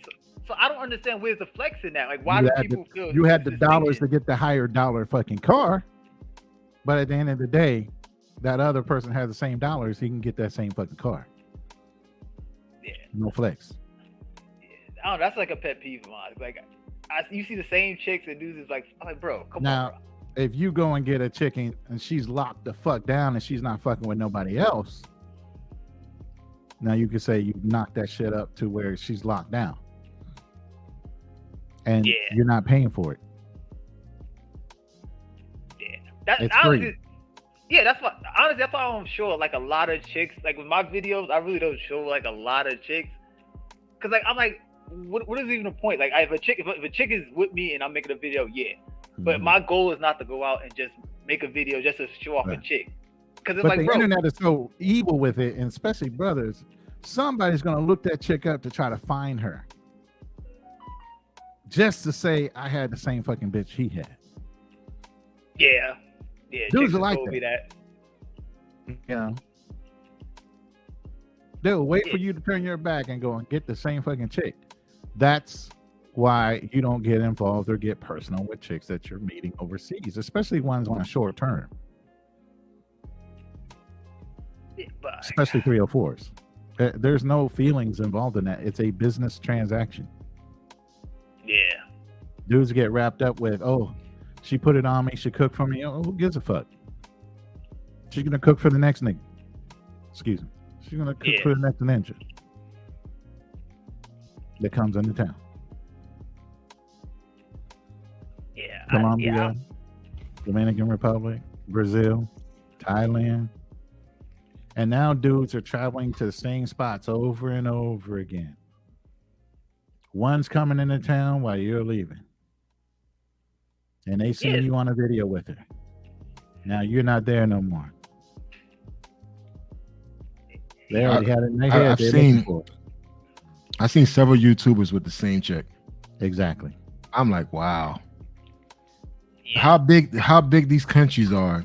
You guys literally have the same woman with in your all videos. The women that are available there. Why would you have to keep passing around the same fucking chick? Milano, what's your thought on that, man? You've been in the game for a long time. What's your thought on that? I think he had to do something. Oh, okay. Yeah, but it's just crazy. And again, people are just lazy, man. I had guys reach out to me on DM. Hey, can I have the number with the women that you were with? I'm like, what? Yeah, that's goofy, bro. Man, dude, I had dudes will literally backdoor me. Go to my friend list. I told you. Yeah. Go to my friend list. They'll go through and try to find that person, man. And guess what? Exactly. The girl will reach out to me like, do you know this guy? Why he's reaching out to me? I'm like, I don't know. But I wanted to add to that with that Ferrari situation I heard you say before I got out of my car to drop off some. There's a lot of guys that actually use that to get women. I mean, get a rental Ferrari and lie to them and stuff. And that's game. I consider that game because you're selling a dream. And I have a cousin that's really good at that.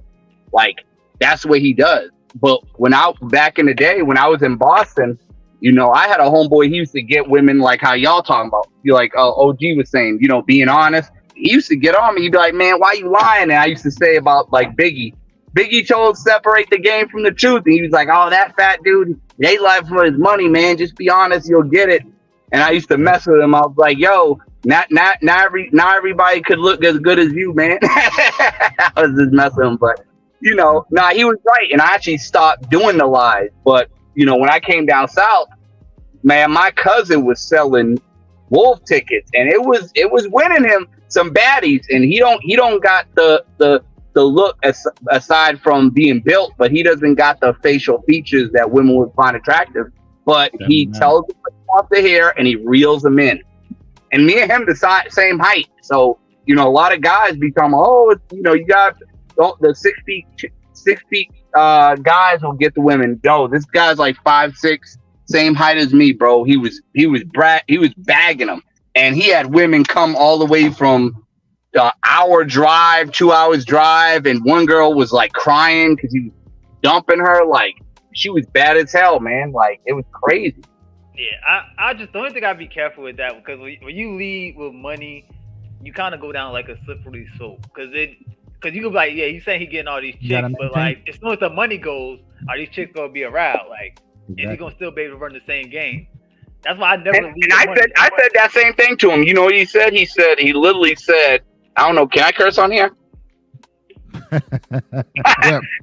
Yeah, he was like, yo, I don't give. I'm just trying to fuck. I don't care. I ain't trying to wipe these girls up, because he looks at the same way as he just wants to get his. And he's not. He's technically, like, in his mind, because I used to tell him he was tricking, but he really wasn't. He was. I mean, in his head, he wasn't. He was basically painting a dream. Tell them what they want to hear. I mean, he wasn't really giving these women money like that. Like, I think one time he bagged this chick. She had a daughter, and the little girl was like, I want to buy this. And the mom was like, oh, I don't have money for it. And dude pulled out Chris 20 and gave it to the little girl. And that blew that chick's mind. And she was ready to talk to him and stuff. Now, mind you, I know it's leading with money, but for whatever reason, whatever he was able to do, because he wasn't just saying, I got all this money. He was an athlete, so he would say, oh, I'm about to be playing for the NFL, or, he'd sell dreams like that. And, he used his dope boy friends' cars, and, he knew how to finesse it where he didn't really have to come out of pocket like that. And he would get what he wants. You know what I'm saying? So I would consider him like, that's game, because he wasn't doing like what a monger would do, just like, trick off the money or give her $100 or do. He finessed it where he was basically lying to these women. And I know y'all said don't lie you shouldn't have to lie, but whatever he did, it worked for him. You know what I mean?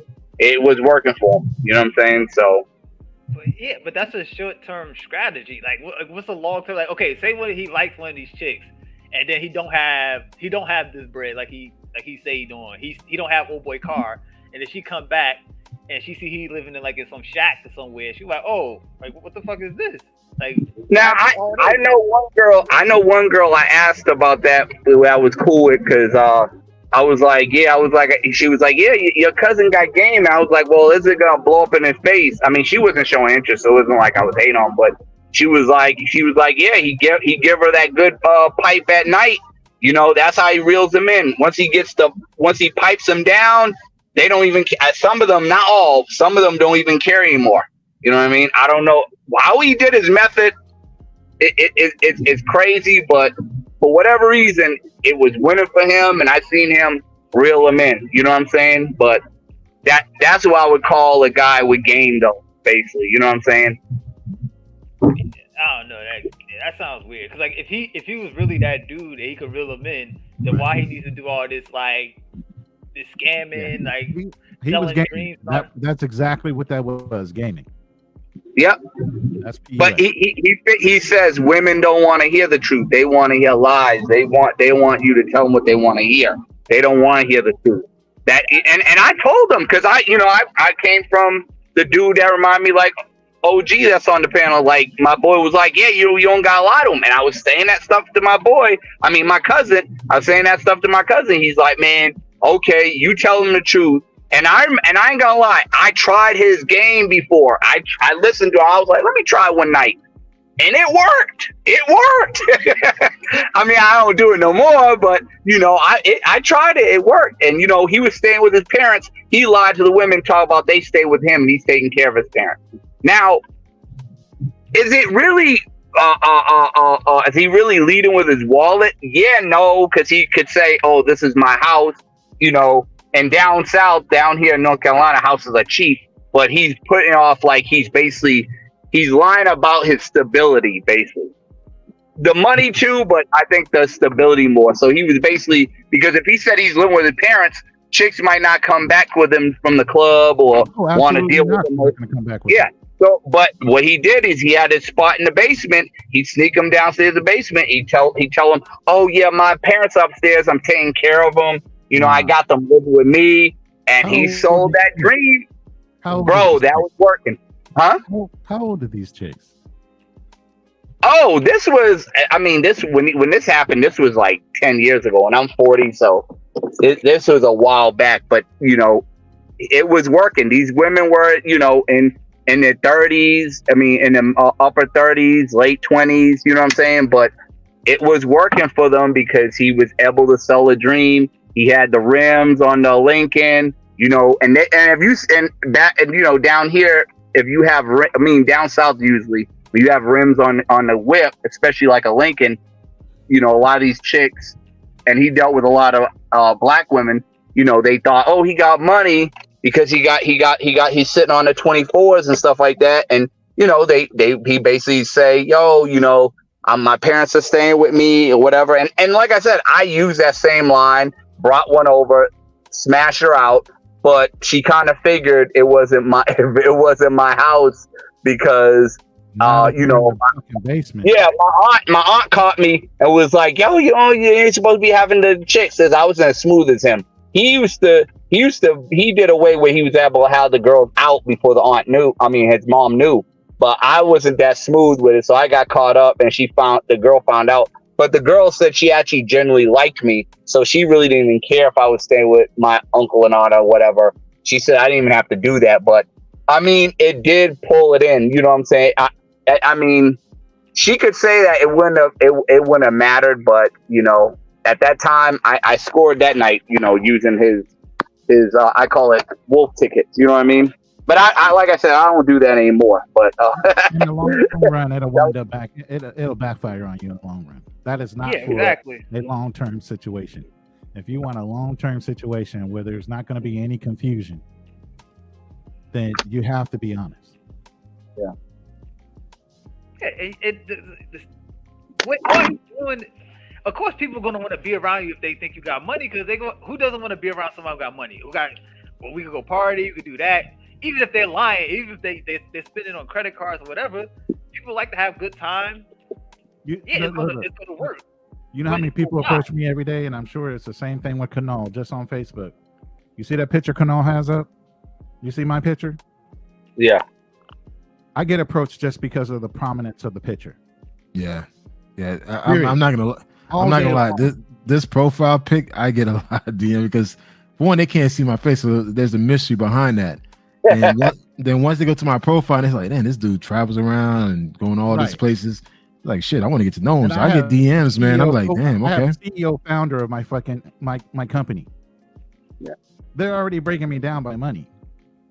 Yeah. And the look, right off the top. Yeah. So I had to be very good. I'm gonna go back to work, guys. I just wanted to y'all up and let y'all know about that. You know, no problem. And I know, you know what? I appreciate you stopping through, man. I know you're a busy guy. Hey, I heard that you're going to Cuba. Yeah. When? 21st. Oh, this month or next month?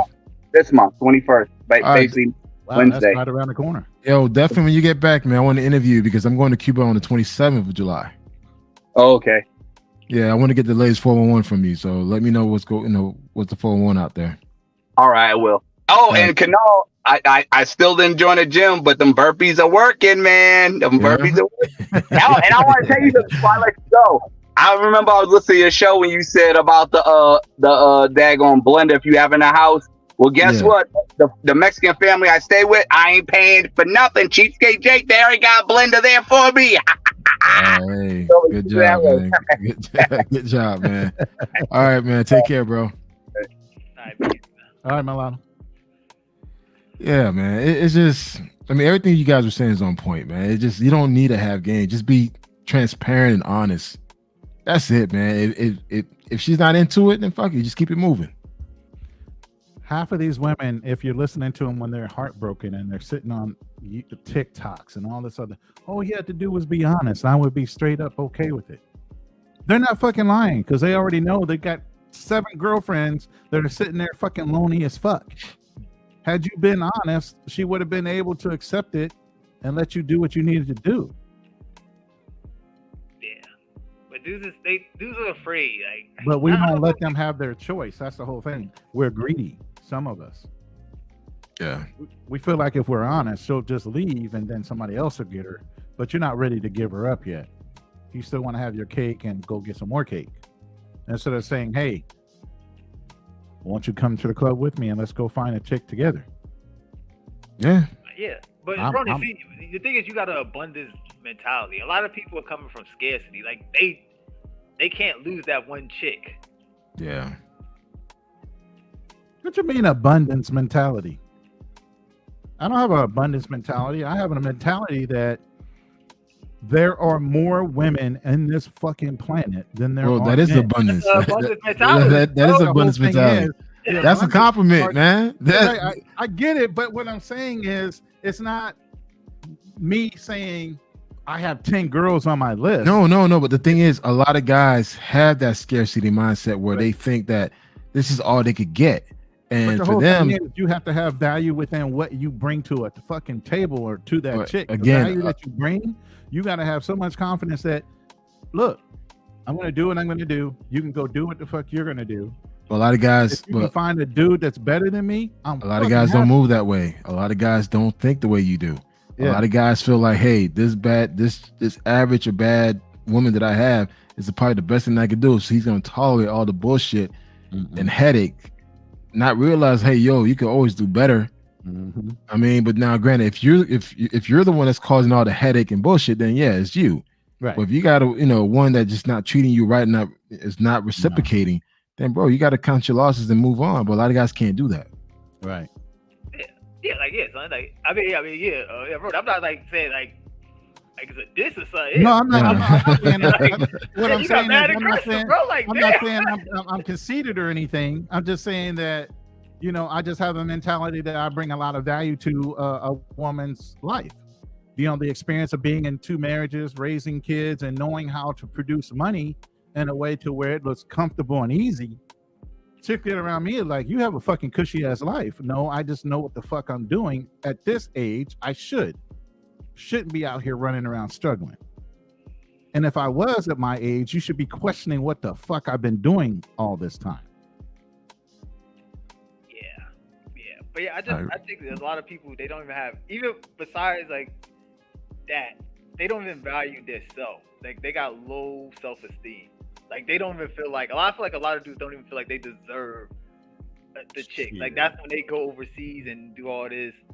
Like they feel like the chick is like blessing them. Like you see that, oh, I finally found my queen. I never done.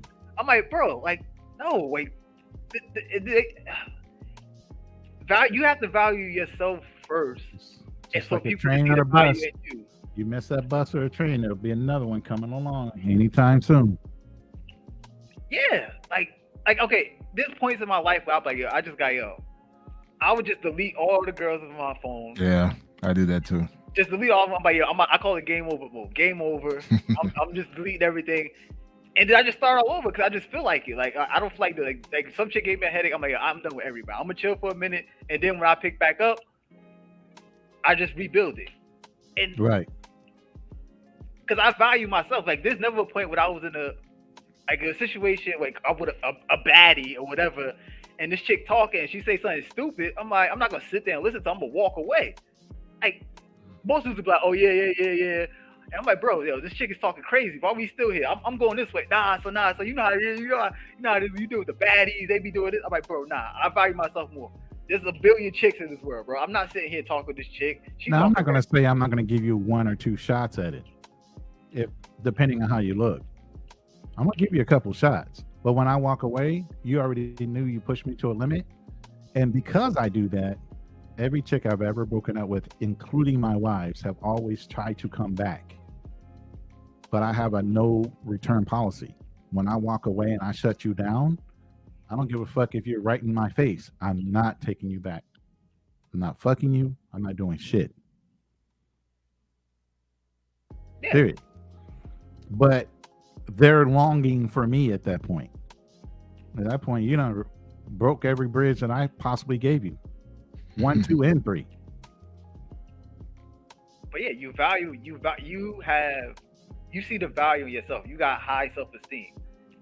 Come on, do you see these brothers? Come on, let's be honest. A lot of these brothers that be on these panels, they got low self-esteem. They got no self-value. How they talking, how they speak about women and all this other junk. Yeah. They got no self-esteem. Like nobody would talk like this. Like if I'm with a group of guys and they start talking like this, I'm gonna feel disgusted. I'm like, bro, why am I here with y'all? Like, what are we talking about, bro? Like how they put I say that, I mean like how they put women on the pedestal, like, oh, I'm like, bro. My thing is this, is like if you look at the optics around all this, guys who are winning are not complaining about women. Facts.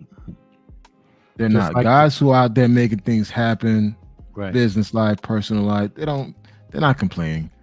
The ones that have nothing to do but talk about women every single day, every live podcast, modern women this, modern women that, matrix this, matrix that. And it's like, dude, you have nothing else going on in your life besides that? Yeah. That's all you could talk about? That's for 4 hours, 5 hours? What's the old school phrase? The loudest motherfucker in the room is not the baddest. He's usually the one sitting in the corner just watching everything. Man, it's just like, again, you have these guys selling this dream that they're gonna find a better option overseas. You know, now you got women overseas talking about Passport Bros, women in Philippines talking about Passport Bros. Oh my god! Shit, yeah. Women in your fucking conference talking about Passport Bros. Here in America. But the thing is, when they asked me that question, it was like, listen, are you one of these guys that feel the need to berate women? And I'm like, no. And of course, too, I'm in a marketing conference, bro. Marketing stuff, nothing but women, men and women. But my whole so I have to be mindful. I'm sorry. Not only you didn't look the part, but you didn't talk the part either. Yeah, these women could sniff out if you had a problem with them. Oh yeah, of course. That's why I smiled and I laughed. And when I smiled, she smiled because she knew what she was talking about. And I was like, no, and I was able to respond to her. Right. But I think a lot of guys in these platforms, when they waste a lot of time and energy to talk about the same issues that every single day is like, and they're not even traveling. And if they are traveling, they're not messing with regular they're not messing with non-pros. Yeah. So you're comparing a pro with women in the States. That's like comparing apple to oranges. And two, you're not there long enough to really experience how people really are in their country. You're there for a weekend or you're there for a week. So that's not really a good amount of time for you to have that full assessment. So to me, it's just like when I hear these guys and these platforms talk about that, I'm like, you're in Pattaya, dog. You think you're going to find a good woman in Pattaya? You're in Sasua. You're in Cartagena. It's like, really? You're in Medellin, Pacajeres.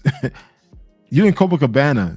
You're not in São Paulo. You're not in Bahia. You're in you're in Copacabana, Postal 5, Mabs. Like, really? You can't compare.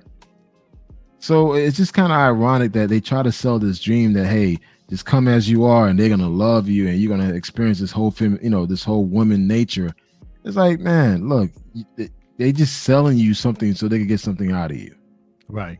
Yeah. And you know what? Plus, they started leaving out the mongering part. They always leave that out. They always leave that out. It's like, okay. There's a price to those women that they're hanging around. They're not free. And also, I want to say, like, even if they're not mongering, because a lot of it is mongering, they're basically creating the same problem that they created in the States over there by putting the women on the pedestal. You got dudes like the Philippines, you got dudes going into these chicks channels like, you putting these I ain't gonna say it. Like, you putting these modern women to shame, blah blah blah. And I'm like, bro, do you not understand? The reason why y'all have issues in the quote unquote matrix is because a bunch of dudes on social media is putting women on pedestals, so they feel like they got unlimited options. So they like, why would I talk to this regular Joe when I could go talk to Drake or somebody? And then you go to another country and you do the same thing and you expect a different results. Right. That's what I wanted to say while you're on the matrix conversation. I don't believe that you're escaping from the matrix into some free land. I believe you're jumping from one matrix to another. Thank you. You are jumping from one computer program of the modern woman to a different computer program, whatever country you're jumping into. But you're still jumping into another matrix with different rules, a different setting, and every fucking thing else. Now, you either relearn that software and become proficient at it, but you can't do that in 2 to 3 weeks. Yeah, actually, me and Kanal had we talked about that. Like, we consider traveling the matrix because that's when you get your unlimited powers. You get to do whatever you want. Right. But yeah, what's good, Marty? What's up, fellas? We got the original All Stars up here, man. How you guys doing? Yeah, we've been waiting on you, man. Hey, I'm honored, man. I'm honored to be here. Well, you know what? Canol and I talk about this quite a bit, and it's really, what are you doing to enrich yourself in between trips? Right. Because if you're not an expat, you're going to have some time back at home. And are you sitting online? Are you ingesting all this red pill content? Are you taking action and trying to like self-improve?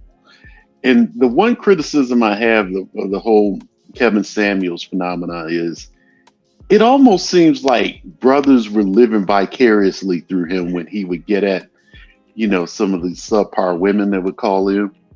And it was like, he was like their proxy attack dog, whether he knew it or not. I don't think that was his intention, but a lot of brothers who are kind of deficient were using him as a sounding board to get their revenge on, the wicked black woman or whatever have you, instead of taking action to find out how do I create my best reality, which is much better time spent in my opinion.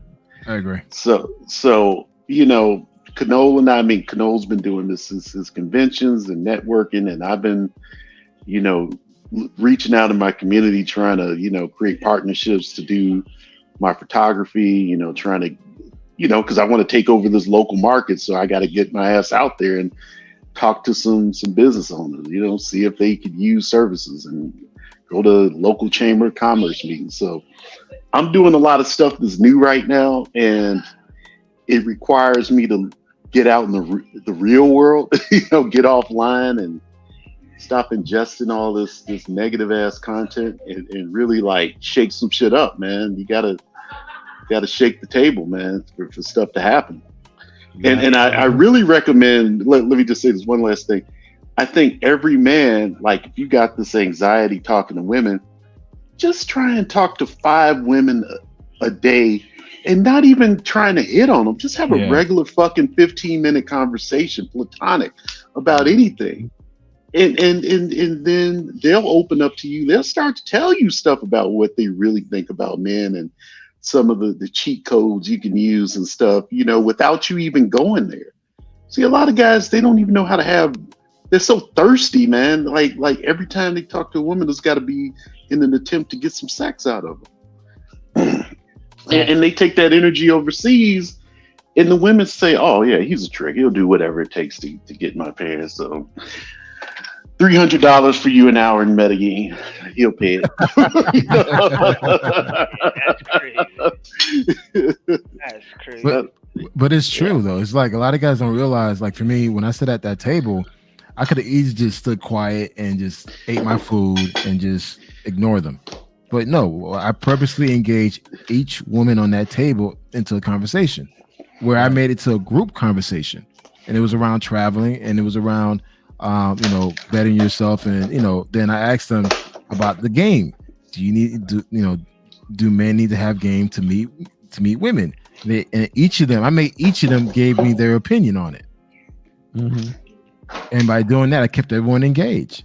Right. I think out of all 5, I probably turned on a few of them. Yes.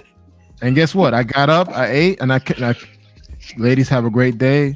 Have an amazing weekend. It was nice talking to you. I didn't ask for the phone number. I just got up and left and continued on my day. Now my question is, did any of them try to slip you a business card? You know what? Because we're running late now because we got so ingrained into the conversation that we got in 5 minutes into for the next conference session, and we realized oh shit, it's 5 minutes after. We got to go. Mm-hmm. So and that's it. And I kind of did my own thing, but it's okay, man. I enjoyed the conversation. Oh yeah. Yeah. They'll be checking for you. Believe me, they're gonna remember the conversation. And they're always gonna be checking. Yeah. Yeah, like you could just this is one of the things I do throughout my day. If I see a chick that I think is pretty or whatever, or cute, I'll just walk up to her and say, yo, you pretty, and just walk away. I don't need to know her name. I don't get nothing. I just felt like saying you pretty. That's it. And you know how a bunch of times chicks will find me later down the line, they see me around, I'm like, oh, what's up, blah blah blah. I'm like, and I end up connecting with them.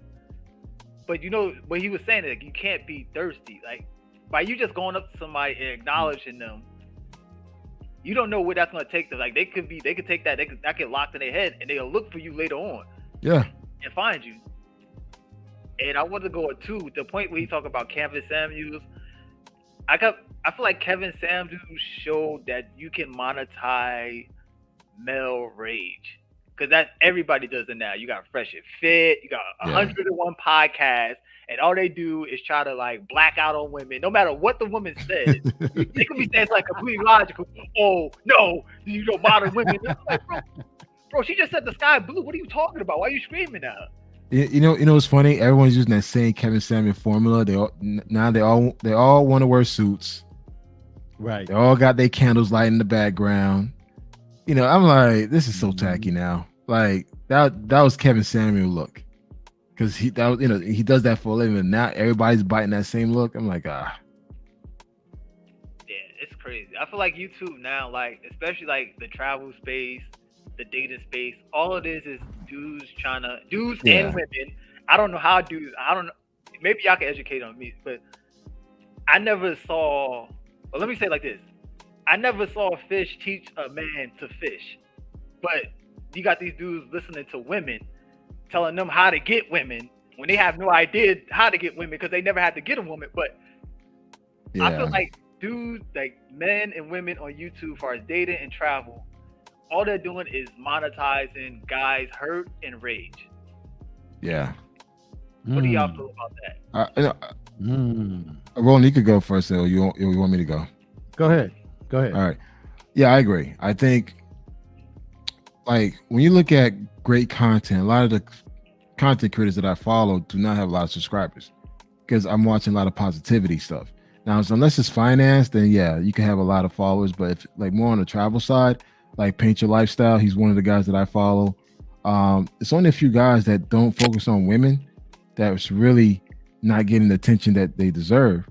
So yeah, people want to be around that negativity stuff, man. Unless it's about women or about dragging, you know, one gender group, you know, just to make them feel good because their life is so pathetic.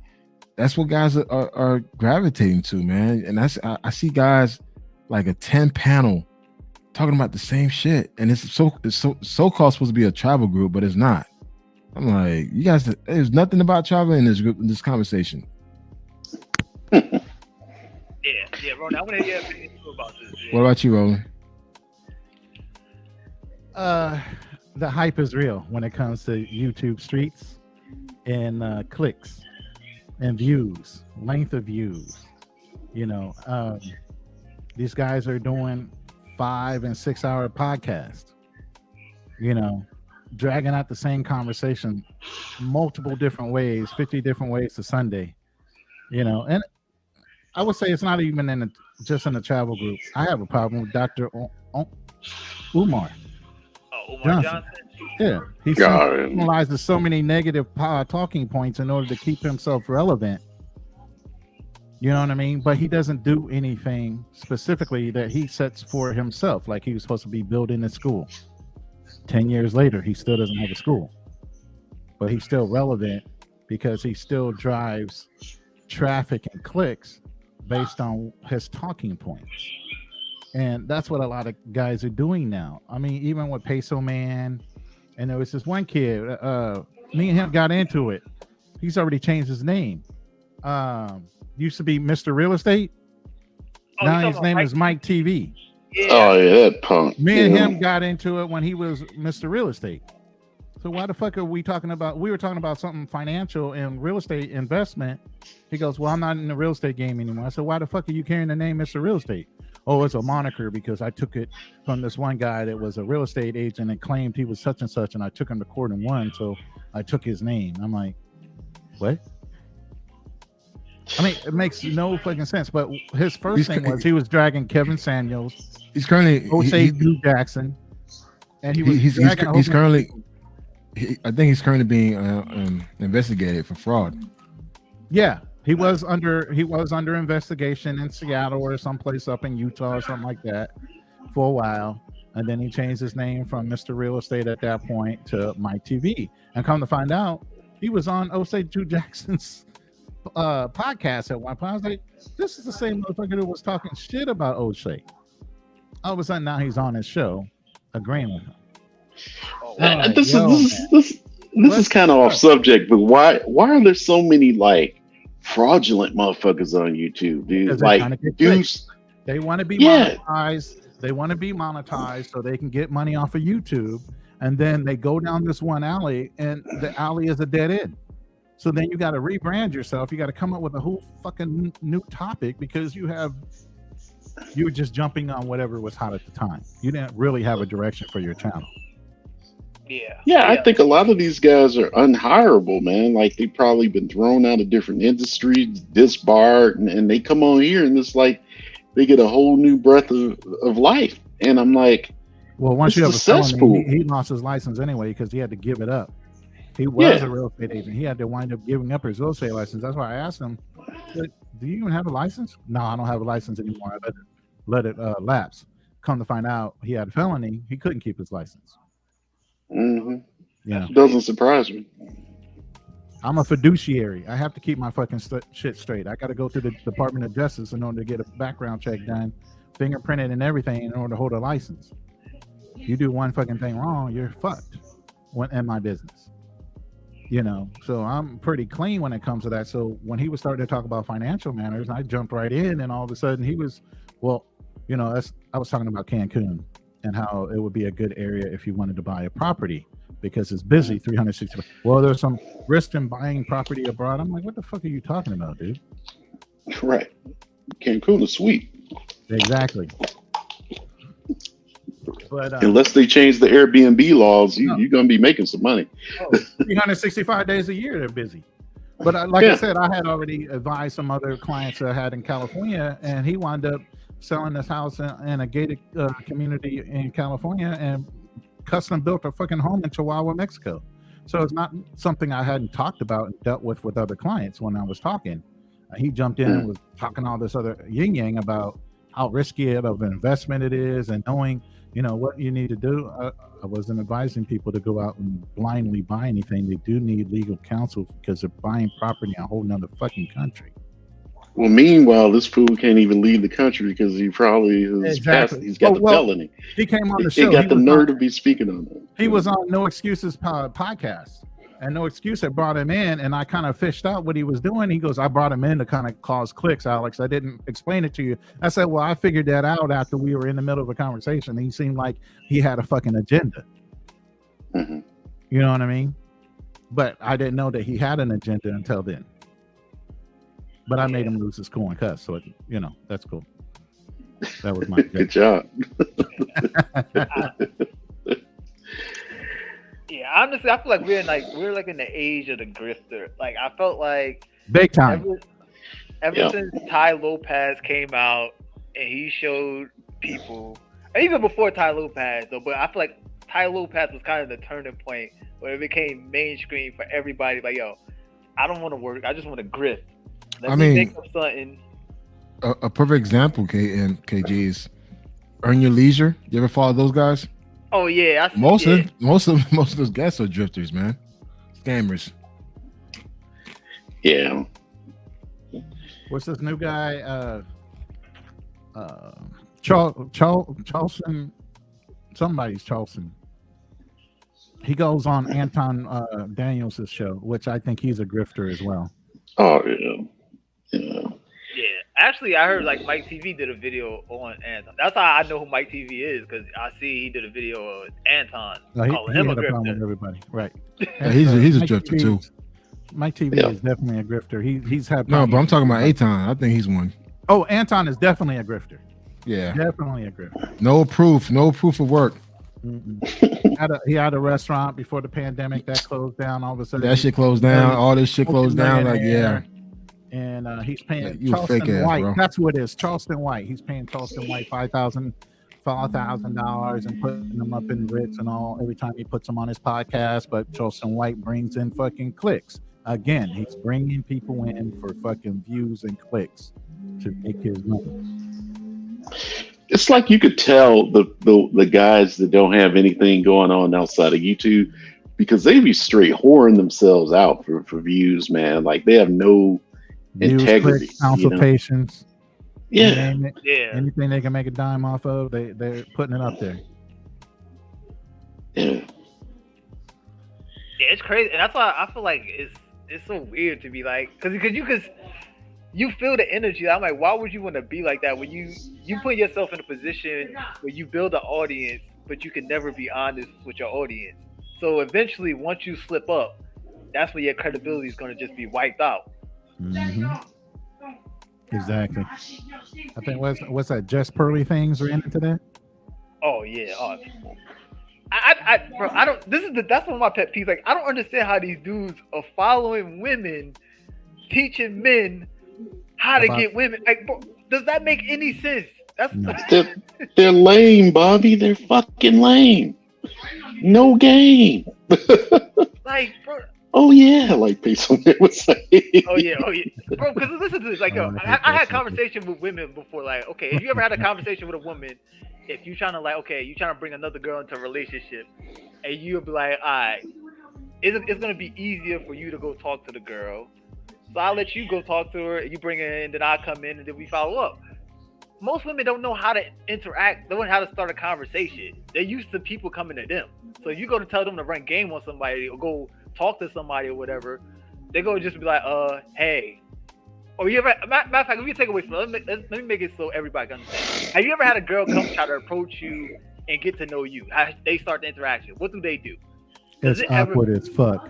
Exactly. All they do is bat their eyes at you, maybe smile, like I said, flip their hair, and rub your shoulder. They think that's all they needed to do. and then you jump into the conversation, have to pull the whole conversation out of them, even though they approached you. Fact. So the whole thing is their attempt at coming on to you is to walk up and flip their hair at you and smile and say, introduce themselves. That's it. After that, you should catch on that you're supposed to have the conversation with them. Yep. But at least they let you know by coming over to you. That's it. Yeah. That's their game. And then if you reject them, they big mad. They big bad. They like, oh, you. The first thing they're gonna call you is gay or some other nonsense. Oh yeah, deflection. Yeah. So I'm like, insults, the need to be right, deflecting, all the Kevin Samuels standards. yeah. So I'm saying like, and like, how are you following a woman dating coach or whatever woman red pill person when they have no idea of what you go through to meet women, and they get these. They have an idea of what they think you should go through. I mean, I legitimately had a conversation with my mother. My mother taught me how to cook. She taught me how to clean, everything. I legitimately had beef with my mother at one point and said, look, you taught me how to be a perfect gentleman. You told me what to do in order to please women, this, that, and the other thing. Why did you never tell me how vindictive and sneaky and conniving women can be? Oh, I wanted you to figure that out for yourself. What the fuck? Why would you want me to figure that out for myself? That's the thing you should have been teaching me. Because women are always on women's side. Exactly. They're never gonna give you the bad. Like, no, they're not. It's crazy. Well, who is this? Wait, there's somebody in here talking junk. Y'all really ain't saying much tonight. I'm disappointed, bro. Why don't you hit the link then? Enlighten us, like, because what you want us to talk about? Okay. I'm gonna tell you what you want to talk about. All right, all Thailand women are submissive. They'll cook for you. They do. What do you want us to talk about? Oh damn! No, he just dropped down. He's still here. Oh yeah. Well, the whole room would be shut down if he left. Yeah. I don't know what this dude's talking about. Like, yo, wait, we not talking about nothing. Like, what do you want us to talk about? No, this is my boy. Hey, Trini, you coming in real late. We're like 2 hours in. Yeah. It's like we had a lot of conversation on a whole variety of different topics. Check the clock, brother. 2 hours, yeah, man. 17 minutes into this conversation. Yeah, you like 2 hours late, man. Well, nobody's talking about emotion. Yeah. You know, I think it would be good for brothers to learn how to attract or to talk to attractive women here in the States first, and not necessarily for the purpose of trying to date them, but just getting in that rhythm, man. Because I think when they go overseas, a lot of brothers, man, they just lose all damn perspective and restraint, you know. Because right now, you know, I do photography, and even in my little time doing it, my little status here in LA, I do come across a good number, and I work with a good number of attractive women, really above average looking women. As you should. But I don't be trying. Yeah, I ain't putting no ugly chicks on my camera. That's for damn sure. I'm trying to build a reputation. So it's like I don't be trying to hit them up, man. You know. It is a lot of times I want to keep the relationship clean. That's the old school thing. The photographer was always hitting up on the women. Yeah. I'm not trying to be like Weinstein and nothing like that, man. And I think it's even more advantageous for me to just keep it platonic because these women have like a huge network that they could turn me on to. Yep. So I like to keep the relationship clean and no frills, man. You know, I just did a shoot with Miss LA County. And she's got tons of supporters, man. So she's about to, you know, put my stuff out there. Yeah, I was about to say, yeah, drop the link. But yeah, Marty, you're right, yo. Dudes have to get comfortable being around beautiful women. They just got to realize that they're ordinary people. Exactly. Yeah, that's what we were talking about earlier. I don't know if you were here, Marty. We were talking about the same thing. You know, whether PUAs were of need. And I had said the same thing. I said a lot of these guys that are keyboard warriors have basically sat in on social media.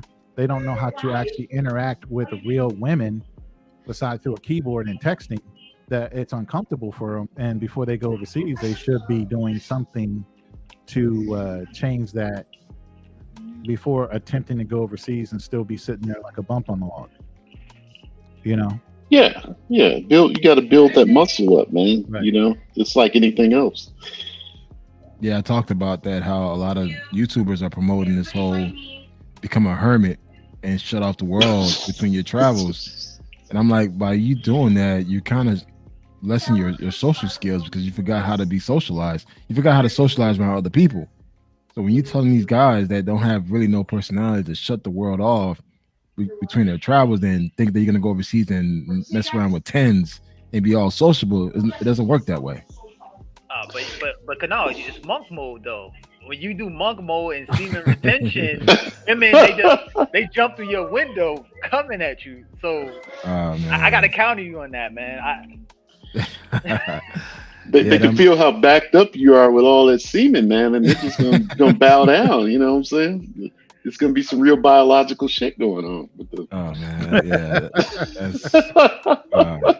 People be saying. Hey, vlog tripping, man. You joined the conversation, man. What's your take on the topic? Check. Y'all can hear me? Yeah, we can hear you, sir. All right. Yeah. What up? What's up, y'all? I can't see y'all names, man. I was listening for a good hour, man. I was just where y'all ended up with, as far as needing game to meet foreign women and stuff like that, because y'all just went all over after that, so I missed that part.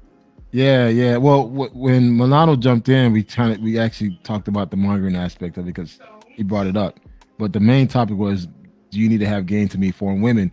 But particularly, do you need to have game to meet women here in the States? So for someone like yourself that travel, all over the country and just recently moved to Atlanta, do you think that men need to have game to pick up women here in the States and overseas? Well, I think we need to just describe what game is, and I think I stated on your post one time. To me, it's manipulation. I think you guys are talking about lying and as the guy that owned the house and your parents stayed with you and renting Lambos and all that kind of stuff. That to me is all game. That's all manipulation, lies, telling women things they want to hear. So if you overseas, you don't have to do none of that. But I guess if you're trying to reach a certain tier of women here, especially in Atlanta, which I realized, I could see where that could be useful. Not something I ever had to do, but I could see why someone who doesn't have that status, doesn't have that height, they gotta use manipulation. They gotta manipulate their wallet. They gotta manipulate how they look. They gotta wear lifts in their shoes. And if that's what you call game, you know what I'm saying? At the end of the day, are you getting the results that you want? Is that gonna lead into a long-term relationship with women? I don't think so. But for the short term, I think you'll get some, if you get what you want. You might get some cat if that's what you're looking for, but that's it. But overseas, I don't need to lie to women overseas.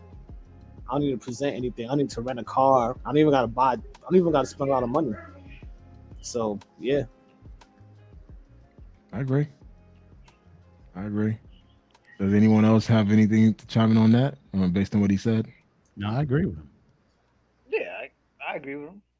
Like I said, as an American, you already carrying a certain level of status where, somebody overseas already knows that you're better off than most of the locals there. Now, whether you're going to be taken advantage of or not, is all deemed on your experience.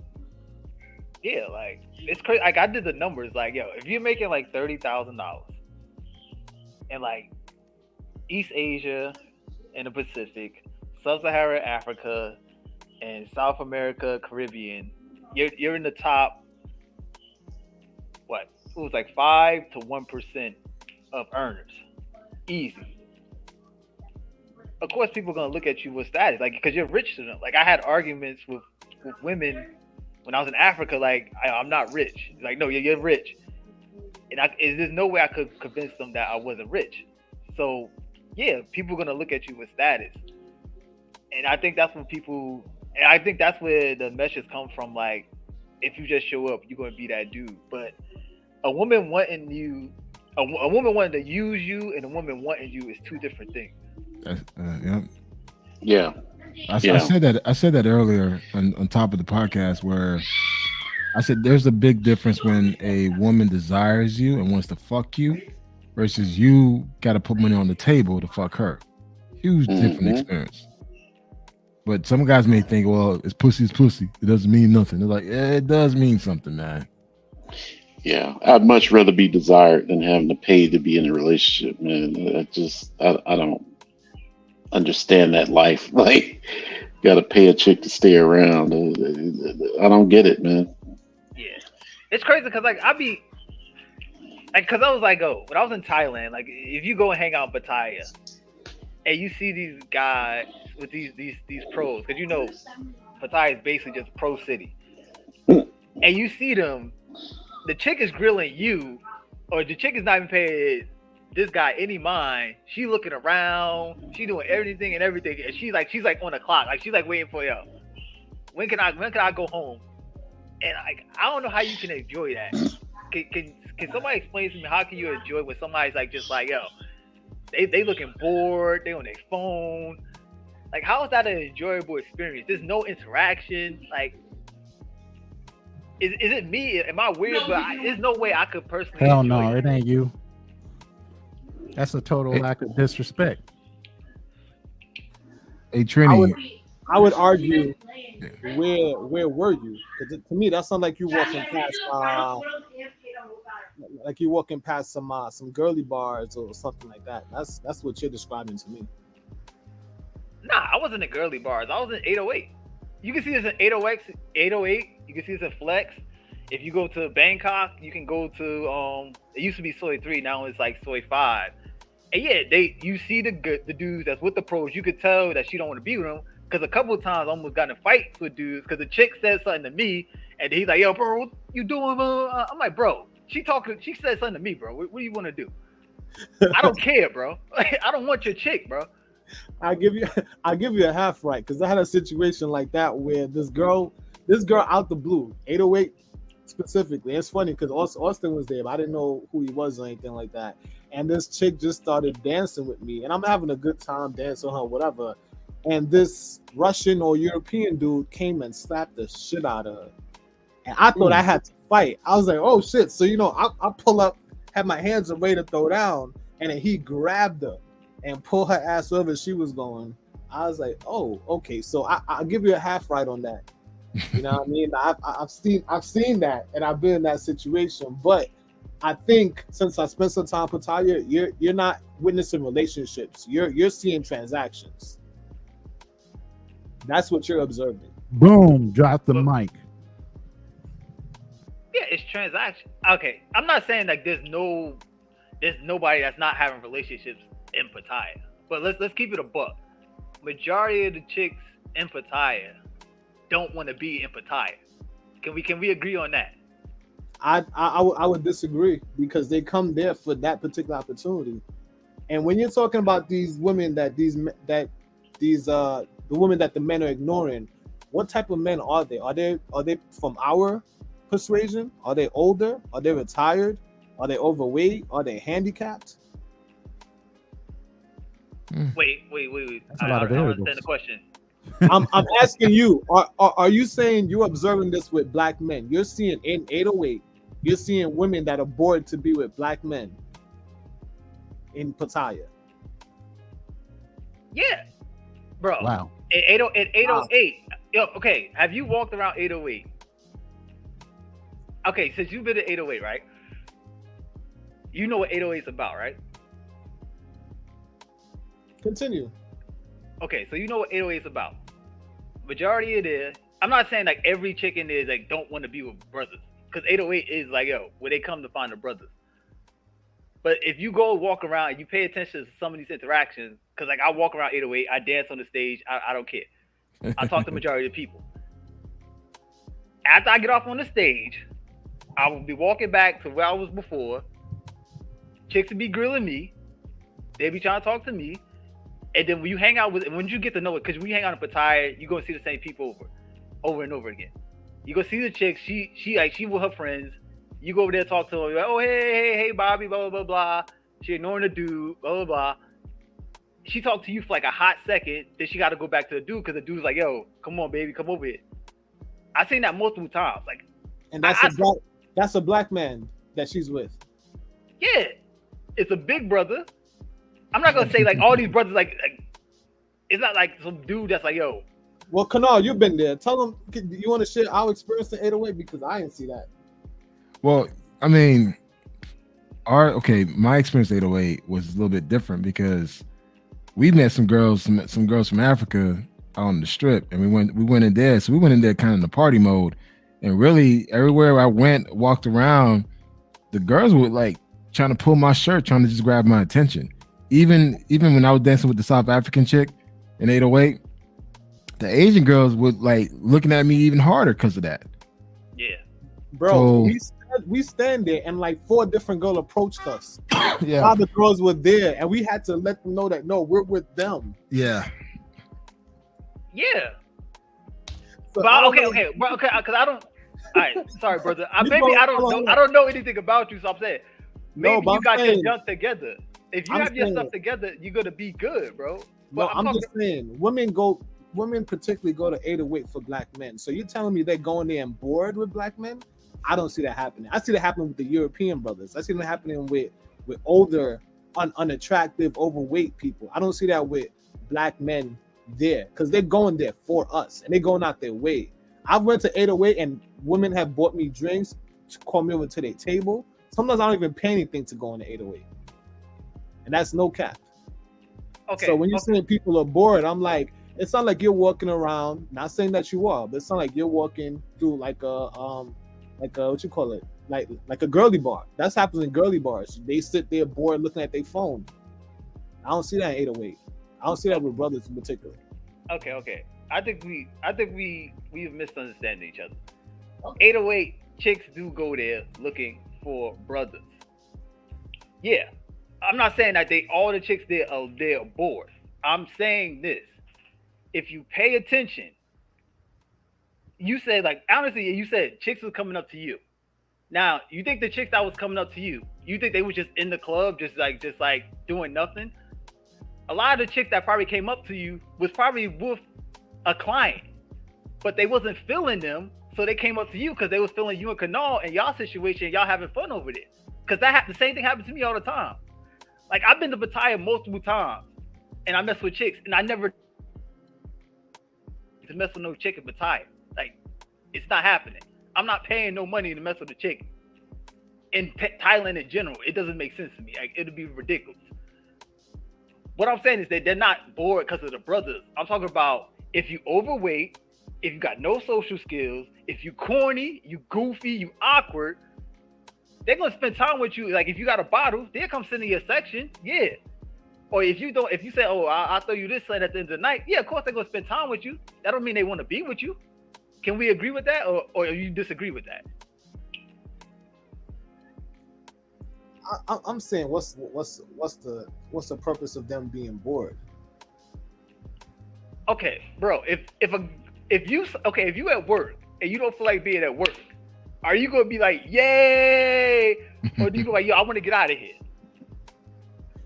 I mean, I hear what you're saying, man. I just didn't observe that, especially with us, with our people, man. The people I was with, the situation experiences I had, it was all like, yo, we can't get these girls off of us. And don't get me wrong, there are probably some pros mingled in there, but you can really sit them out, let them know, hey, listen, I'm not doing that, and they'll keep it moving. You know what I mean? So I've seen what you experienced. I've seen with not with black people. I'll just be honest. I just never seen it with black people. Bro, okay, bro. How much time did you spend in Thailand? I was there for what, 8 months? Probably. Almost a whole year. Yeah, I was there for a minute. You was there for 8 months, and you saying all brothers, no matter the quality of the brother, no matter like they overweight, they corny, they goofy, all that. They all got the same experience. They all chicks were just throwing themselves at them constantly. Nah, in 8, I would say this. In 808, I would say 9 out of 10. Because what you consider awkward and lame and everything is not an issue if you're, to me, in Thailand. They won't know that they're lame or awkward and all that other shit because they're just as awkward and lame.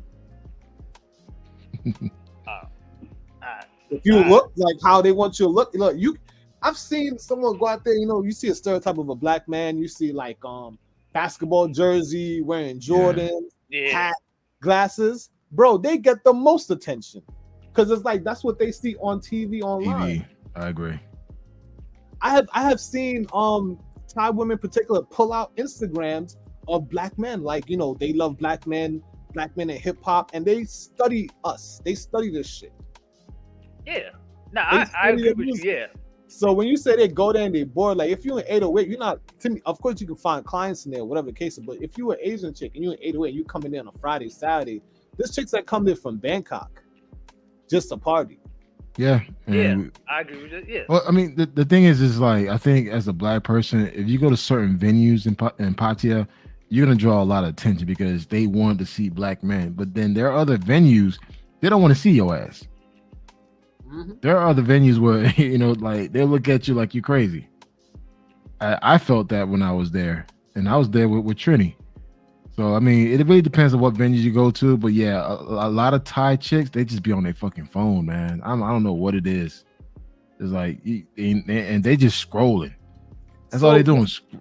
Yeah, right? But to me, you're describing someone that's working in a girly bar, because I don't see Thai girls walking around on their phone in social settings. That's someone who's sitting down waiting for a customer. You must be in a go-go or something. Shit. Nah, I saw it. I disagree with that, man. I saw it in Chiang Mai, saw it in Phuket. It's just something about the phone. Again, it could just, I don't know what it is. It's just the phone. They have to look through their phone, and it could be any type of setting. It doesn't have to be a club setting. Like, they just glue on their phone. What woman isn't glued to their phone in 2023, man? Man, like I said, I mean, it was just very obvious to me, because like, even like, I'm very big on girls being on their phone, especially if I'm there. If she's on the phone, it's like, yo, I can't fuck with you. I'm not that impressed. The experience you had some bad ass Thai women. Mm-hmm. And I know personally, and I know what you showed. So you tell me you was with them and they was on their phone?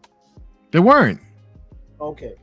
They weren't. Again, I'm not trying to say all women. I'm not trying to say that. Yeah, but I've noticed just based on observation, just around me, like Okay, so are you observing transactions, or are you observing people? Just people. I'm observing people, because I don't see what's happening between a man and a woman. I'm not paying attention to that. I'm just been there for a long period of time. When I see relationships, it's not like that.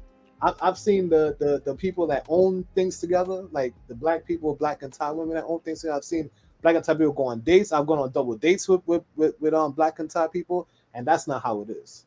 Well, again, I'm not speaking for just. I'm speaking on based on my experience, what I saw, like just going out, just everywhere. When I was out by myself in Chiang Mai, Chiang Phuket, when I was out just by myself, when you out by yourself, you pay attention to what's around you. You literally pay attention to what's around you. And I just noticing that I see people sitting at a table, everyone's on their phone, just going through their phone. Same thing you see in the States. Like I seen guys, American guys, foreign guys with their Thai women, and their Thai women's on the phone. And you could tell the guy just sitting there and the girl just busy looking down on her phone. Are they sitting there IGing the fuck out of the place, or what are they doing? Dude, I don't know. It's just, again, I'm just sitting back as a loner, because I'm there by myself, just observing. They're on Thai friendly looking for customers, man. Those are transactions. Yeah, they could be like, bro, like I spent a substantial amount of time in Thailand too. So I wouldn't put it past some of these dudes that live in Thailand that have these girlfriends that already are working like that have suckers on the line, these Western Union poppies or whatever you want to call them for Thailand, that are still working dudes that are overseas back home, and they have an asphyxiation with the girl that they're with, and they're sitting there allowing them to pull money. Yeah, subsidizing their income. That's possible. I believe that's possible. Yeah, no, there's a big thing, because obviously Thailand's 12 hours ahead of us. Depending on what part of the world they're in, they have to talk a certain time period. So they might be out on a date and she still has to deal with whatever dude is in a whole other country and on a different time zone to seem like she's still interested in him, so she can pull money from him. And these dudes just let her do it. Yeah, but I would say, with my experience in Thailand, is like that's more of a lot of brothers don't really go that path with like the bar girls, wifing up bar girls. But I do see there's a lot of dudes out there that is sponsoring chicks. There's brothers out there sponsoring chicks, from my experience. But the bar girl route, I don't see that as much. But I mean, I If don't she know. owns the bar, They didn't catch your sarcasm with owns that the one. bar, she owns the tattoo parlor, she owns the fucking salon, I might have okay dealings with them. But you don't want the worker, you want the owner. Hell yeah. You want the owner of the bus, not the bus driver. No, exactly. I don't want the bus driver. I want the person that owns the bus, like that one lawyer chick. That's me. Ah, That's me. And I'm old enough, so it don't matter. If she's 35, 40 years old, that's cool. She's still younger than me. I'm 55. I'm good with that. I mean, listen, But I want the owner. I spent a lot of time in Pattaya, so I'm always going to defend Pattaya. You know, there's a lot of good, there's a lot of bad, so I'm always going to be a little bit, protective of my home away from home. So I've seen a lot of relationships. I primarily don't date Thai women, and Kanal can tell you. Wait. Stop. You I flew don't. by that. Wait, you flew by that so fast though. You just told us not more than a minute or two ago you stayed there for 8 months, but you don't date Thai women. Who Primarily the fuck I do. Hey guys. I hung out with him. He does not date Thai women. No. I get that. But who was he with the whole time you were in for 8 months? I That's was what I'm with saying. primarily Black American women on Black African women. Yeah. He was only dating sisters So out you there from dating the sisters in Thailand. sisters. Yeah. There's nothing wrong with that. There's nothing wrong with that.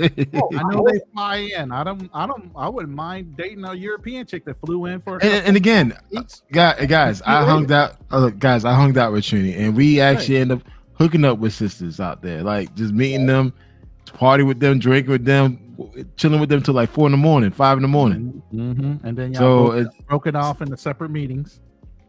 Nah, I mean, reconvene for breakfast in the morning. Nah. Listen. I mean, listen. I had interactions with Thai women. I just realized they're not my thing. It's fucked. I had to go across the world to realize I'm screwed. I have to be with some type of Black woman. Unfortunately, that's just me. I'm not telling that to anybody else. Do you? I'm just saying. I'm just screwed. Okay. So, what is it about a Thai woman, in your opinion, that doesn't kind of like turn your wheels? Let's put it that way. I'm curious. So here he was talking about is the size of the woman. Is it? Nah, it's deeper than that, because you're in a position where, and a lot of men in this position, right? Mm-hmm. You find a Thai woman, right? Okay. If she's a hopefully she's a non-pro. She works. She works 6 days a week. Yeah. So now you're in a position. Don't have a lot of time with her. Not only that, if you want more time with her, what do you have to do? You got to pay her out the bar. You got to pay her bar time. No. We're not talking about bar girls. You have to supplement her. Well, income. then you basically have to replace her income because they're supporting their family or whatever. Because you're living your expat life. You're the retirement plan, right? Regardless, you're living your expat vacation life. You got 7 days of freedom to do whatever the hell you want, minus whatever work. And time is flipped over there. So you're working at night if you have to work. So in the daytime, 10 to 10, you like twirling your damn thumbs. What, you gonna wait for her to give you 1 day off a week? Right. Bro, I gotta disagree with you there, bro. I don't know. Maybe that's the Pattaya lifestyle. That's the only reason that you won't date a Thai woman. That's it. That's the main reason. So for me now, what I realized, I would have to go to Bangkok. I hate Bangkok. Phuket, forget it. Forget about it. Chiang Mai. Why not Phuket? I heard Phuket was a really nice place. Bert Ross testifies that he would rather be in Phuket than be in Pattaya. With Phuket, you're gonna find other foreign women more than Thai women. There's more that's your free time. Those are the chicks, but those are the chicks that you could have a lot of free time with because they're vacationing too. Of course, yeah. That's how I was in. I went Phuket multiple times. Phuket's like my second home, second place to be. But that's what I'm saying. Phuket would probably be the better place for you to find a woman that's your speed, meaning African American or African that's there touristing, just like you. That don't really have a 9-to-5 job that's going to work 6 days a week. So that would be the better place than Pattaya. I'm well connected in the Phuket Black expat group there. Trust Bert, me, I'm pushing your recommendation, bro. I don't know if you're still online, but Bert said Phuket. I believe my nephew. Phuket. The problem, see, Phuket comes with its own cons, and there's another reason why I don't like it. But it's not enough for me to stay over there to permanently move over there. That's just how I feel about it. Yeah, I don't like. But yes, everything you're saying is true. But Phuket has a whole bunch of downsides that I ain't with. Our vacation. Come on, man. I need to know. I haven't been there yet. I need to know the down and the ups. So yeah, go ahead. Bring it down, bro. Phuket, bring it. The main in issue. Your opinion, obviously. The main issue, and this all ties into me dating Thailand. The main issue for me would be moving around, right? So in Pattaya and Bangkok, you don't need a car. And even in Chiang Mai and Chiang Rai, you don't need a car. You don't need a scooter. Yeah. You can move around easy, effortlessly. You need things to get done. You can get done. They have boat and everything else that you can use. But nah, in Phuket, it's kind of different. Phuket is hard to move around because the taxis are kind of a headache. That's right. Every time I went to Phuket, I had to rent a bike because you have to rent a bike. You can't get around.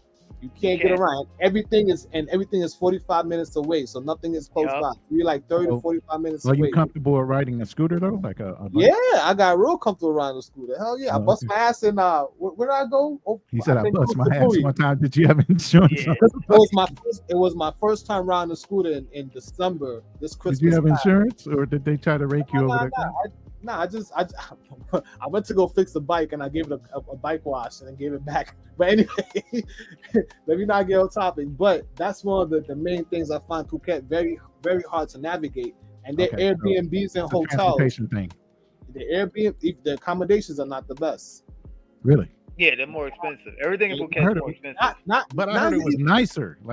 But it's not nicer there. But it's not. That's the problem. Really? Because I went to, I forgot what. I didn't just hear it from Bert. I heard it from an Asian lady that went there. I got a villa, and it was still trash. You know what I mean? Wow. Like, yeah, I never found a good Airbnb in Phuket yet. Trust me. So you're saying they're not as modernized and they're a little run down. The properties in Phuket versus maybe Pattaya or Bangkok being more modernized and up to date. Sure. Internet speed for sure. Yeah. Yeah. Okay. I mean, with Phuket, everything's overpriced because it's a super tourist area. It's like a luxury tourist. But it's also the gateway to get to all the little islands too. You got to be on the Phuket side. Oh, it's the reverse because you're on the island. Everything is more expensive. Okay, but I'm saying Phuket is the place where you take off to go to most of those other places. Nah, Bangkok is still. Bangkok is. Yeah, Bangkok. Phuket, you out the way. You got to go to Bangkok and then fly somewhere. You could take a boat to like Koh Samui. I think it's mentioned. Oh, you could take a boat to like I forgot where I went. It's not Christmas. I went somewhere for Christmas with that same sister, me and Kanal Man 808. We had nice. Oh, so you did a little traveling with it, huh? Listen, man, I'll tell you. Yeah, I know you listen to Bert. That's why I'm wanting you to chime in, bro. Speak up for your Phuket. I'm going off of my nephew's recommendation here, man. I'm fighting for your rights. Yeah, I mean, I agree with him. I'm not feeling Phuket. Phuket's cool. It's fun to go chill out there for like a week or two. Come on, brother, help me out. Not even a week, bro. You go to Phuket for 4 days. You go on the beach. Go all the beaches. Go to Fifi Island. Chilling. I'm a beach dude. I love the beach. I go to the beach by myself. Meet all the foreign. Who have the better beaches, Phuket or Pattaya? Phuket easily. I mean, beaches is non-existent in Pattaya. Pattaya is trash. I mean, you take that 30-minute boat ride to that island. I forgot the island is called. Koh Long.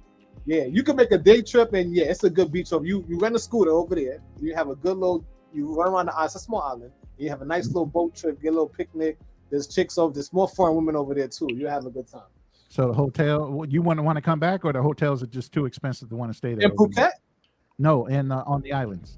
Koh Long or that. I mean, you could stay there, but it's a half an hour boat trip, so you could just go back to mainland Pattaya. Oh, okay. I mean, it's not like Koh Long is not like the place you want to just hang out for like a couple of days. You go out there probably chill for a day max. Couple hours, yeah. Like, a couple hours, you're gonna be done. You're gonna want to go. Yeah, it's not a big place, but what crazy to me though Bert. is like, come on, man, I need you to chime in, bro, on text or something. Help me out. Because the last boat leave at like 4 or 5 o'clock, so you gotta get yourself back, back there. You know what I'm saying? You gotta get back for the last boat. Then you stuck on the island. Then you gotta rent an Airbnb on the island. That's what I'm saying. Are they nicer on the islands where? I didn't. Or are you guys just like insect? Do you guys just not like insects? What is it about the places? Are they just too rustic for you? What is it? Some people just don't like bugs. They don't like camping. They don't like the nature. You know, I'm a country guy. I don't mind that shit.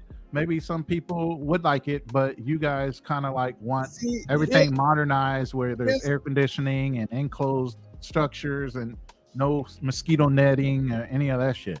You know what I mean? I think this is where some might suffer from. When you go to Pattaya, the way that Pattaya is set up for Westerners. So you have all these Western comforts. You have your fast internet. You got your lovely condo. You got your door people. You got your lower prices. And then when you go to Phuket, and you go to these other places, and then you find it lacking. I guess Bert knows where to go because Bert, if you're looking at the text, he knows exactly where to go. Nice Airbnbs, 2 bedrooms, 2 baths with jacuzzis. Well, tell him post he can move around pretty good. I'm going with your recommendation, brother. I'm going to do a consultation with you when I go. Yeah, I mean Phuket. Okay, Phuket is nice. It's not like we say Phuket is trash. Phuket is nice. It's just like as far as me. Like I said, is it a bug thing? Is it like it's not even a bug thing. Is it a creature? It's not to me. It's not practical long term, in my opinion. For a black person, not practical long term. Yeah, it feels like you're on vacation. That's why I think Bert is more comfortable over there. He says there's few of us on that side of the island. Yeah. Like Phuket feels like you're living in a tourist district. Like I mean, even with white folks though. White, yeah, it's kind of like going to Cancun or something like that. With Russians, European Russians.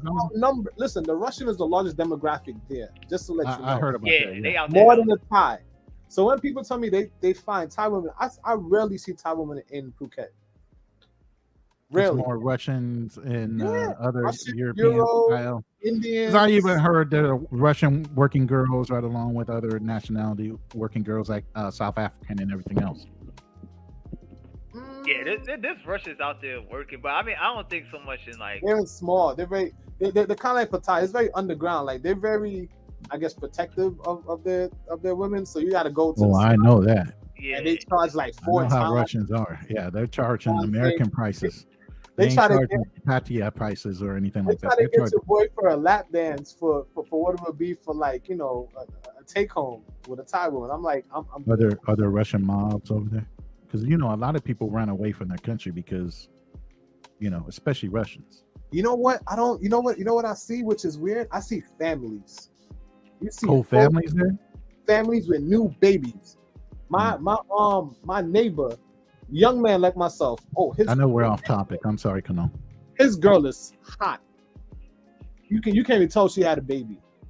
You know what I mean? So it's a bunch of families that you're seeing, not just a bunch of single men hanging out. It's families. I'm sorry. Russian women snap back real good from having babies. So I'm just saying. I want one of them. I got close in Bali. Yeah. I don't know. Okay. Bro. So I see how y'all drifted. My bad. So I'm about to pull back my original comment to see where y'all went, because we did go all over the damn place, and I'm here doing the same shit. I just wanted to know about Phuket because I hear Bert raving about it, and I'm looking forward to going one day. And I wanted to hear, How long you think you're gonna go there for? Oh, if I'm going for at least 2 months. You ain't. I'm not fucking around. I'm gonna go for 2 months. I'm good. Rough, I'm stable enough where I can just go. go. 2 weeks, you're gonna be like, yo, I want to go to Chiang Rai. Let me see what Pattaya is all about. You're gonna be there for. If I'm gonna spend the money, I'm going over there first class. I'm gonna stay for 2 months and fly the fuck back first class. That's just how I do. I don't. You're gonna get bored. You're gonna get bored of Phuket. Oh, I'm gonna move around, film some content, but like you said, you gonna rent a scooter? Content there. I'm gonna have to. Yeah, you got to. Yeah, bro. It's not a question. Cause if I'm going to the islands, I'm gonna have to rent a scooter to get around.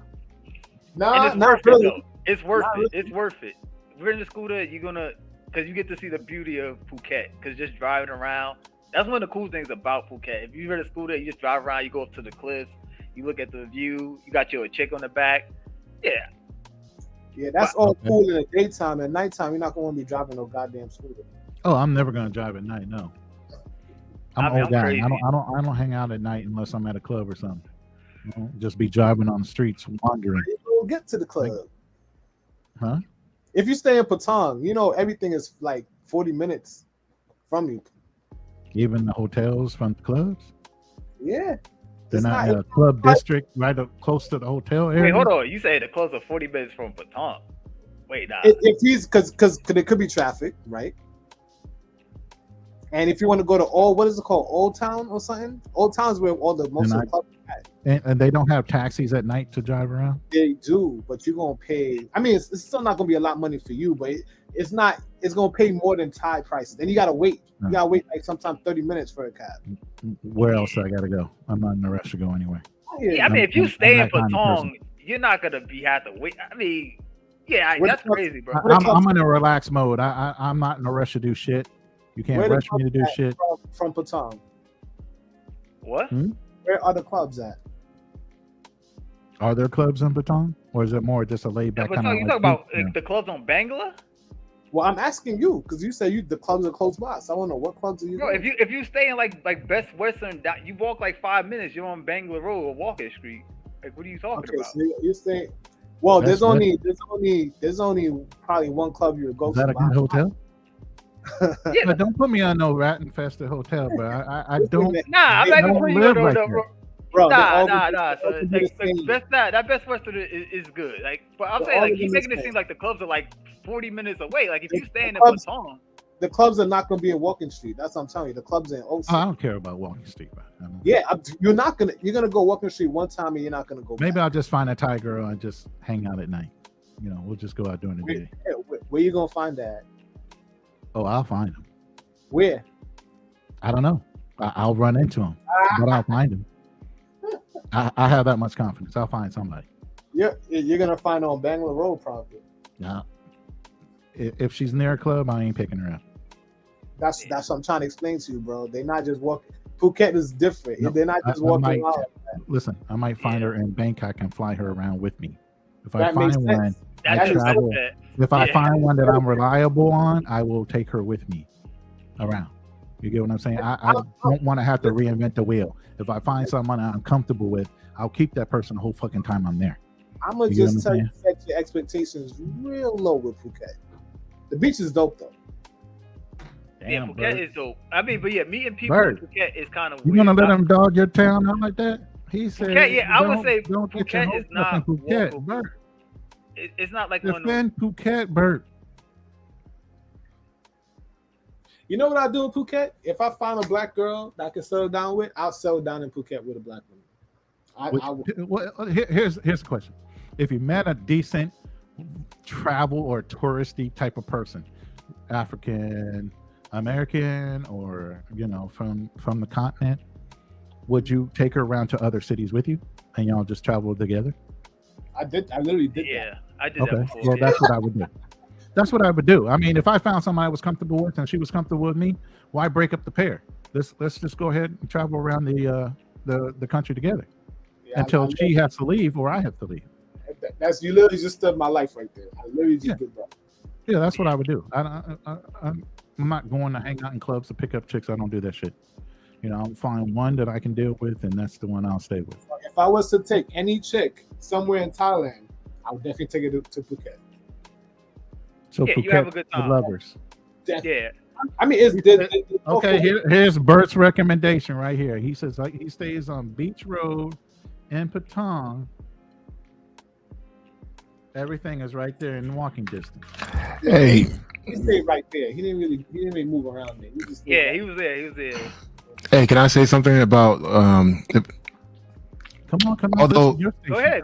Yeah. No. Trini said something about, if I were to live in Thailand, I'll probably more than likely mess with a foreign chick before I mess with a Thai chick. I think you're right. I would do the same. I think because at the end of the day, most of the women that I found attractive were foreigners. Like the girl that I had in Chiang Mai and Bangkok, she was Australian Thai. She was mixed. Oh, I know that accent was killing you. Yeah, the accent, her body, everything. Yeah. And then they think we have accents. That's the funniest thing. Yeah. That's the funny thing. But even then, when Trini and I were at in Pattaya and we met and we hooked up with those two African chicks, if I would have stayed longer, I would have probably stayed in touch with that South African chick. So you had the better one. I was being a good wingman, by the way. Yeah. Oh, I hear some dissension in the ranks. Yeah. I'm the one that he wanted to grab her up first. Wait, that's what I thought. Wait, okay, all right, guys. All right, here's some context. At first, I saw Trini. You know, he's the one that made the move. So I said, all right, cool. I'm gonna just tag along, and it's like, and I say my piece. But as the night went on, I'm buying drinks. Long Island. I think I bought like 5 drinks total for everybody. And somehow it switched. I don't know when it happened. Trini, when did the switch happen? Bro, I was pissed at you. But like, I'm a good. He said there wasn't no switch. I'm a switch after that 5th drink and did it on your own, motherfucker. Word, son. It's when that house party switch. Listen. I approached the young lady that you end up. Yeah. No, I remember it. We were walking on the strip. Never straight, but right. And her Long friend, Island iced teas, you might have changed your personality at that point, and didn't know you did. Wait, all right. Let Trini finish telling the story, because after my 3rd Long Island, I kind of blanked out. And I don't know what happened afterwards. I mean, all right. I'm gonna try to make it short. The main thing was you was heading to 808. Yeah. Right? Me, the person that only dates black women, unfortunately, in Thailand, I cannot let a black woman walk past and not talk to her. I just can't. Not in Thailand. America, different story. But in Thailand, I cannot. Right? So I saw her. I approached her. There's only so many. Correct. So it's like it's not a choice for me. It's automatic. Yeah. So I saw her. I spoke to her, and we try to get them to go with us. Like, yo, come with us. We're going to 808. Like, yeah, we want some Afrobeat. So I'm like, yo, come with us. And the friend was the one that was pulling her hand to go the opposite direction. Correct. I remember that. I was walking away, and I had to call his ass back here. You know what I'm saying? To make a united front, to make it look like, hey, we're safe, cool people to hang out with. And then Kanal said his piece, and she was like, I'm going. And the other friend she gave it and she went. Right? And somehow, between Kanal buying all them damn drinks, he switched dance partners. And it just stuck like that. And the short of this story, later on, Kanal's tongue is down this girl's mouth. Walking all the shit. They playing all type of horsey games, and I'm walking back with the other chick, and we're having some deep fucking conversation about the universe and shit. And I'm like, look at this motherfucker. And I'm the one's like rubbing her ass and everything, man, while we walking, and it's like probably 3 hours. You actually remember, Kano? But by then I sobered up. When it was time for us to walk, I sobered up. But between the drinks, I don't remember what happened. No, you talking about in the club? You probably remember what happened because we had a good time. Yeah, we had a good time. We were dancing. We had a good time. We had a good time, and the Asians, the Taiwan were coming in between us. Yeah, they were just standing. Oh, so they were literally cock blocking y'all. Yeah. They weren't, I don't think they were cock blocking. I thought the black women. No, they were cock blocking between the black women and y'all. They were actually trying to dance through. I think they were checking to see if we're like just friends, but they liked the we had. We had that. Someone invited us to a table. Yeah. Like Kanal didn't have to buy drinks. Like, bro, we was set as soon as we walked in there. We had a good time. So they were coming in between, and they were just standing there trying to like start a conversation or just smile. I remember that. Like trying to outdance the black girls, and I was like, "You can't, you're not do that." Yeah, it was weird because like at that point, you know, we had several drinks in our system, and girls were surrounding me and Trini, and we're like, "Damn!" They just standing there and they looking at us, but they trying to gauge whether or not these girls are our friends or whatever. Right. And I remember I went back to the bar. One of the girls that was standing by me, she went to the bar too, and I did small talk and I say, all right, talk to you later. But I guess, dude, they were like, hey, who these two guys are? Because we were just having a good time dancing, like whatever. I'll them come in here with black girls and we're sitting here waiting on them. Yeah, probably. Yeah, that's facts. That is, I could concur with that, bro. Especially y'all having a good time, y'all dancing, and I'm pretty sure a lot of brothers probably wasn't turning up like y'all. Yeah, they gonna feel some type of way. I don't think you ever seen African women dance before, bro. it's another level. It's still classic. Was she a South African chick or was she just an American? One South African and one from Ghana. Oh, did she break out the little hip thing going on and shit? They had a nice soft ass, man. Just nice. You know how there's an African dance where they roll their hips as they dance? And it's kind of like a wobble, but they're rolling their hips, and they were doing that dance for. I know the Asian chicks are probably over it at that point. Hey, were they doing that on piano, man? I've been looking at some of those shorts on YouTube. They do some incredible shit, man. I'm like, they got good dexterity with them hips and that ass, bro. Afrobeats was playing. Piano wasn't playing yet, but I've seen Piano. I went to Kenya.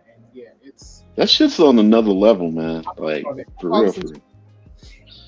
Between that and Afrobeats, that's all I listen to right now. I can't recall what they were doing. All I know, I had a big old ass on my hip. That's all I remember, man. Chicken dance roll. Wait. That's that fifth Long Island iced tea when this little lightweight only drinks wine online. Hey, I mean, Trini would tell you, hey, if I'm out, look, I'm about it, man. Let's go out and have a good time. That's my energy. Marine, man, I'll drink you under the table. I don't even have any doubts about that. DJ was on our side that night too. I ain't gonna lie. Normally 808 DJ is hit or miss, but he set up for us. He definitely did, man. Yeah. It was a good time. I really had a great time at 808, and again. It's a cool spot, man. Look, you go there, have a good time. Because I like the way the African women roll their hips like that. I want to see how that feels in bed. You know what I'm saying? I had a couple in South Africa. It was amazing. I danced a lot. I danced a lot when I was younger, and usually I got pulled off the dance floor because if a chick knew you could dance, they're like, "Oh, I can only imagine how you are in bed." Well, hey guys, guess who's coming with me to Cuba? You just said it, Trent. Booking my damn flight right now. Yeah, man. He's coming with me to Cuba, man. So we're gonna be a content creation, party mode trip, man. So it's gonna be his first trip. It's gonna be my second trip. So we're gonna go out there and make it happen. How do you guys get around the travel thing where they usually say you have to be an educational type of trip? No, you could pick. No longer anymore. No, there are 18 categories you can select from. Okay. We're there to support the Cuban people, not the Cuban government. Yeah. Okay, so that's all you had to say? That's it. Oh, okay. That's it. You select that category. You're there to support the Cuban people, and that's it. Do a couple of tours. It's required that you do a couple of tours. We do a couple of tours, and that's it, man. We're done. What if you say you have family? You got to give up. I mean, I'm gonna stay away from that. I don't have family. So. If you're American, they're gonna scrutinize it. So yeah. Yeah, just even if you're Cuban, I'll say just go and select you're there to see. Yeah, then you can go see your family while you're there. Right. Because the visa, I'm flying with American Airlines. I'm flying with JetBlue, and the visa cost is only $50. I think with American Airlines it's $100. Yeah, mine is $100. I'm not to just. How long is your stay there? I'm staying there for 4 days. I think Trini, you're gonna be there for a week? I'm gonna stay there till the Wednesday. So we leave on a Sunday. So 3 more days. Yeah. No, I leave on a Monday. Are you going to Cuba and then island hopping, or are you coming straight back? I think 2 extra days. What'd you say, Ron? Are you going to Cuba and island hopping, or are you coming straight back? I'm coming straight back, man. Yeah, he's gonna stay longer. He's gonna stay longer. I'm gonna go because the first week of August is back to school, and I got to get my son ready to get back to school the first week of August. So my trip is shorter. It's 4 days. I think 4 days is enough for me, but for Trini, he'll be able to actually, have a few days extra while he's there. Do some B-roll. Yeah. Hey man, I need his YouTube channel. Trini, I need your YouTube channel, bro. Vlog tripping without the G. Vlog, like regular vlog, tripping without the G. Yeah, man. So we're gonna go down there to Cuba, create some content, and party, have a good time, man. Positive energy, and just see how the Cuban people are. So it's gonna be a lot of fun, man. And again, I bought the ticket today. I paid $100, $103 for mine. Yeah, that's I use my points. I'm looking at 366 versus 441 for main cabin plus, but it's a short ass trip, right? It's 45 minutes. You're 45 minutes in the air. From what? Florida? Yeah, from Fort Lauderdale, Miami is 45 minutes. Oh yeah, yeah, right there. Damn. Yeah, it's right there. Right off the island. Yeah. Because So from Key West into Florida, from Key West to Cuba is only 90 miles. Yeah. So yeah, that's like a trip from Ontario to Vegas for me, kind of like that. Yeah, it's like Orlando to Miami, Orlando to Fort Lauderdale. Then you're down again. Yeah, and we get there in the morning time, and go buy some groceries, get the villa situated, get some liquor, get the house ready. I need Airbnb recommendations as well. Oh, Trini, Thursday, Friday, Saturday, Sunday, we going out every night. Yeah, we got to work on that. Trini, you film plenty of that, so I can look at it on your YouTube channel. Yeah, I'm curious. I need a new country to go to. Yeah, so that's definitely on my bucket list. Me and my girl. That's one of the things we said. I'm gonna say this. I just got back from Dominican Republic. I was not motivated to create any content there, man. I think DR is just too saturated. It's oversaturated now. Yeah, and it's just like I brought my drone. I brought my cameras. I was like, I don't feel like doing this shit. So now with Cuba. Like, okay, now I got like your second home. Your girl's there. It's a second home. Right. Well, Cuba, it's great to have another content creator with you, so you guys kind of think the same. So it's like, all right, cool. If he's working, I'm gonna be forced to work. It's like, all right, fuck, I gotta take my shit out. Yeah. So, and it's a great way to capture, the culture in the city of Cuba, of Havana, but also I want to capture the nightlife. So it's like, I'm gonna bring my lights, my little lights, and just capture the nightlife, man, and show you guys that, hey, this is how things are done. Yeah, that'll be great. I feel like over the last month, a lot of the brothers that are traveling have been covering more countries than they have in a while. Because I see Barber World was over in Aruba and Curacao, you did the ABC. And you got Czech down there in Nigeria, Austin's in Kenya. Kenya. Man, we getting way more looks, and it helps me like figure out, hey, where do I want to go next?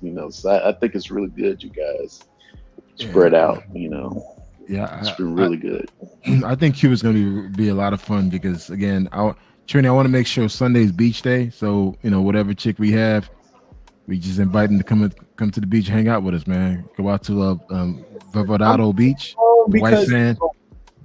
So whatever you say, I'm with it. You're gonna cut down my touchdown time. I can hit the ground running. Okay. So whatever you got the itinerary. Yeah, okay, cool. Yeah, man. I really want to from the ground. As soon as we get here, get down, go to the Malecon, hang out, get a feel for the for the city, walk around. Then from there, hit the nightlife. Thursday, Friday, Saturday, Sunday beach day. And probably do a couple of tours. Definitely got to do the old school car rides. You probably want to experience that as the content. And that's about it, man. Do y'all buy cell phone chips down there, or do you just use the you buy data cards? Service that you have, your data cards? No, you buy data cards. So it's pretty much internet cards. You use it, and you jump on your Wi-Fi. You jump on the WhatsApp and communicate with your family. Okay, so you just make your Wi-Fi WhatsApp account. Yeah, WhatsApp. Yeah, and normally, to be honest, I always tell guys you really don't need it because you're there to soak up the experience, and sometimes it's good to check out, man. It's you don't need to be on the phone all the damn time. You know what? You're right, and I don't work as much anymore because I would never turn my phone off because in the insurance business, you never know somebody fucking dies and they need their policy number or whatever the fuck. I always kept my phone on. I have to keep reminding myself I'm not doing that shit anymore. So you're right.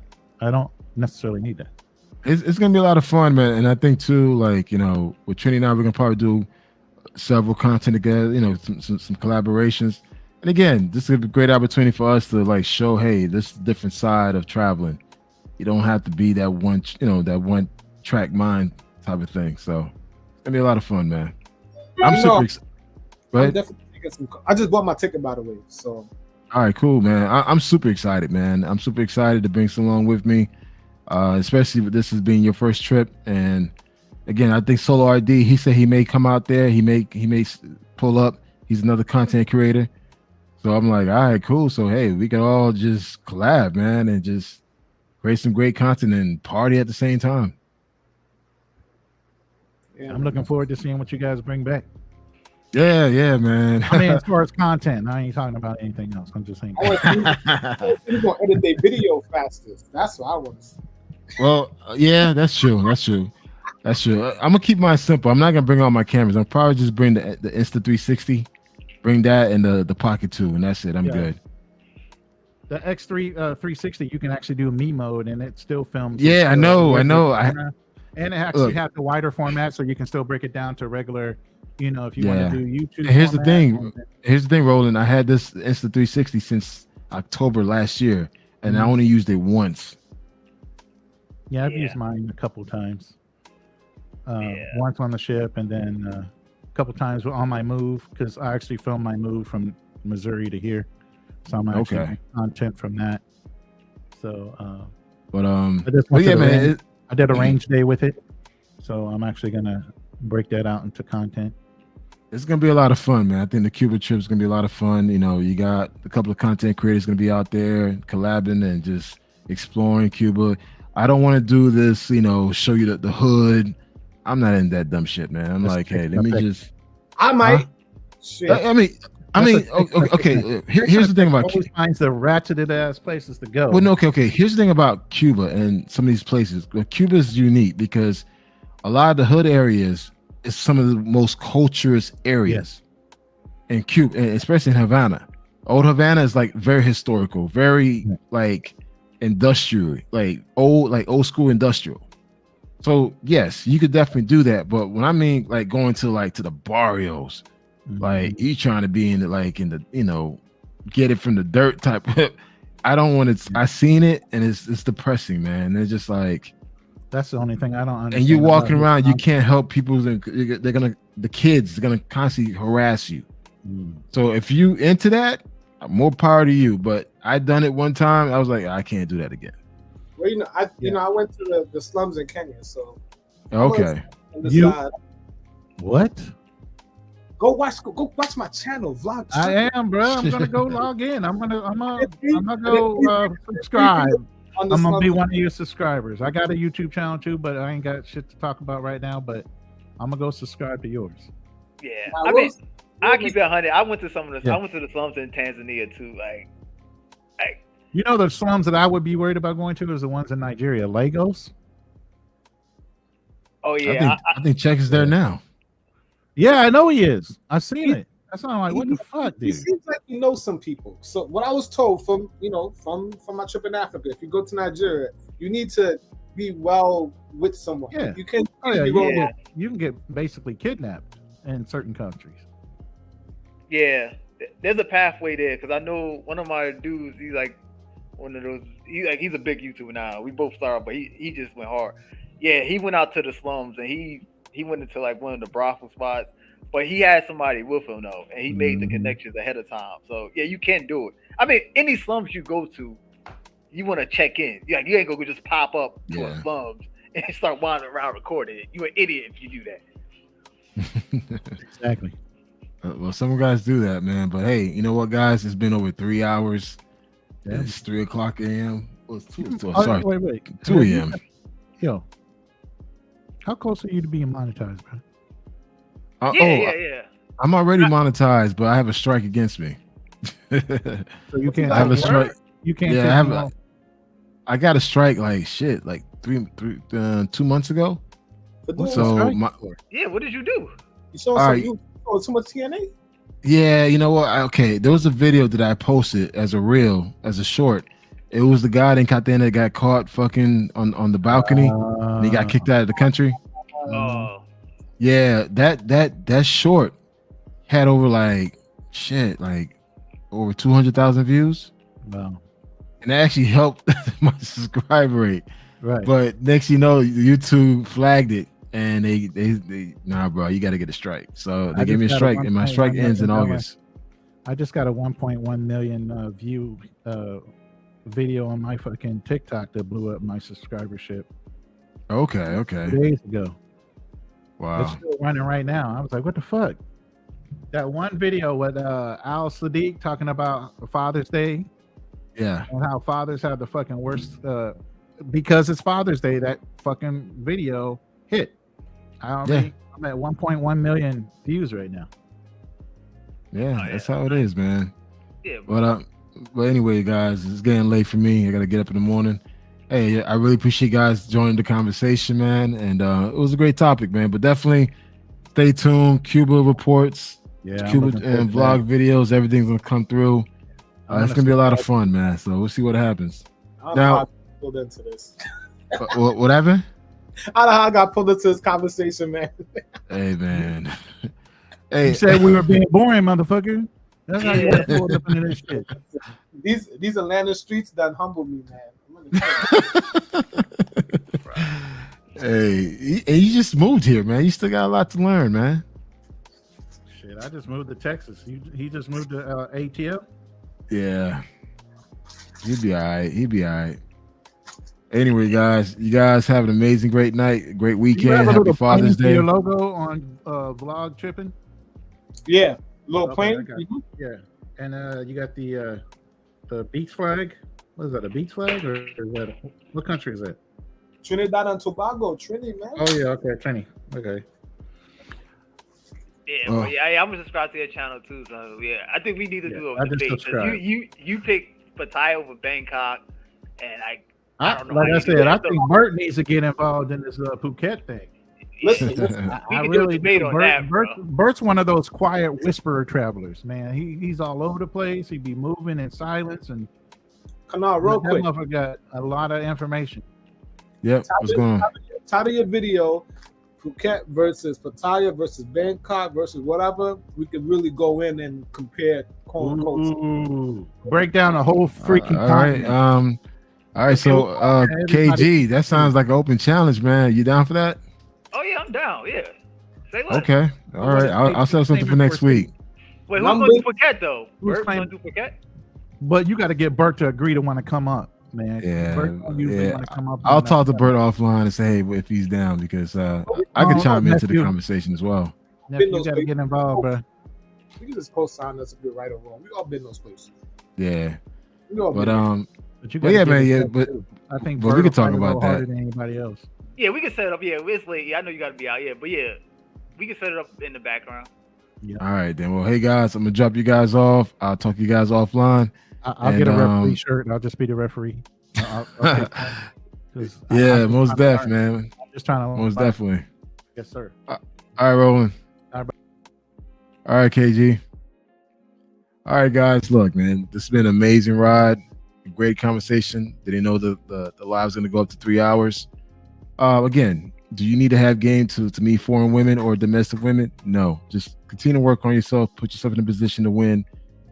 Find ways to better yourself, and go out and mingle, man. You got to go out and talk to people, smile, and enjoy yourself. If you enjoy your own company, that positive energy will attract other people towards you. Always remember that. Do not waste your money paying for these PUA coaches and so forth. Just go out, use that money, better yourself, better your skills, better your life, and just go out there and live your best life without the primary intentions of meeting women. Just go out and live your best life and let them come to you. With that being said, good night. Have a great weekend. Happy Father's Day. And stay tuned for more content coming soon, man. I appreciate you guys taking the time to listen.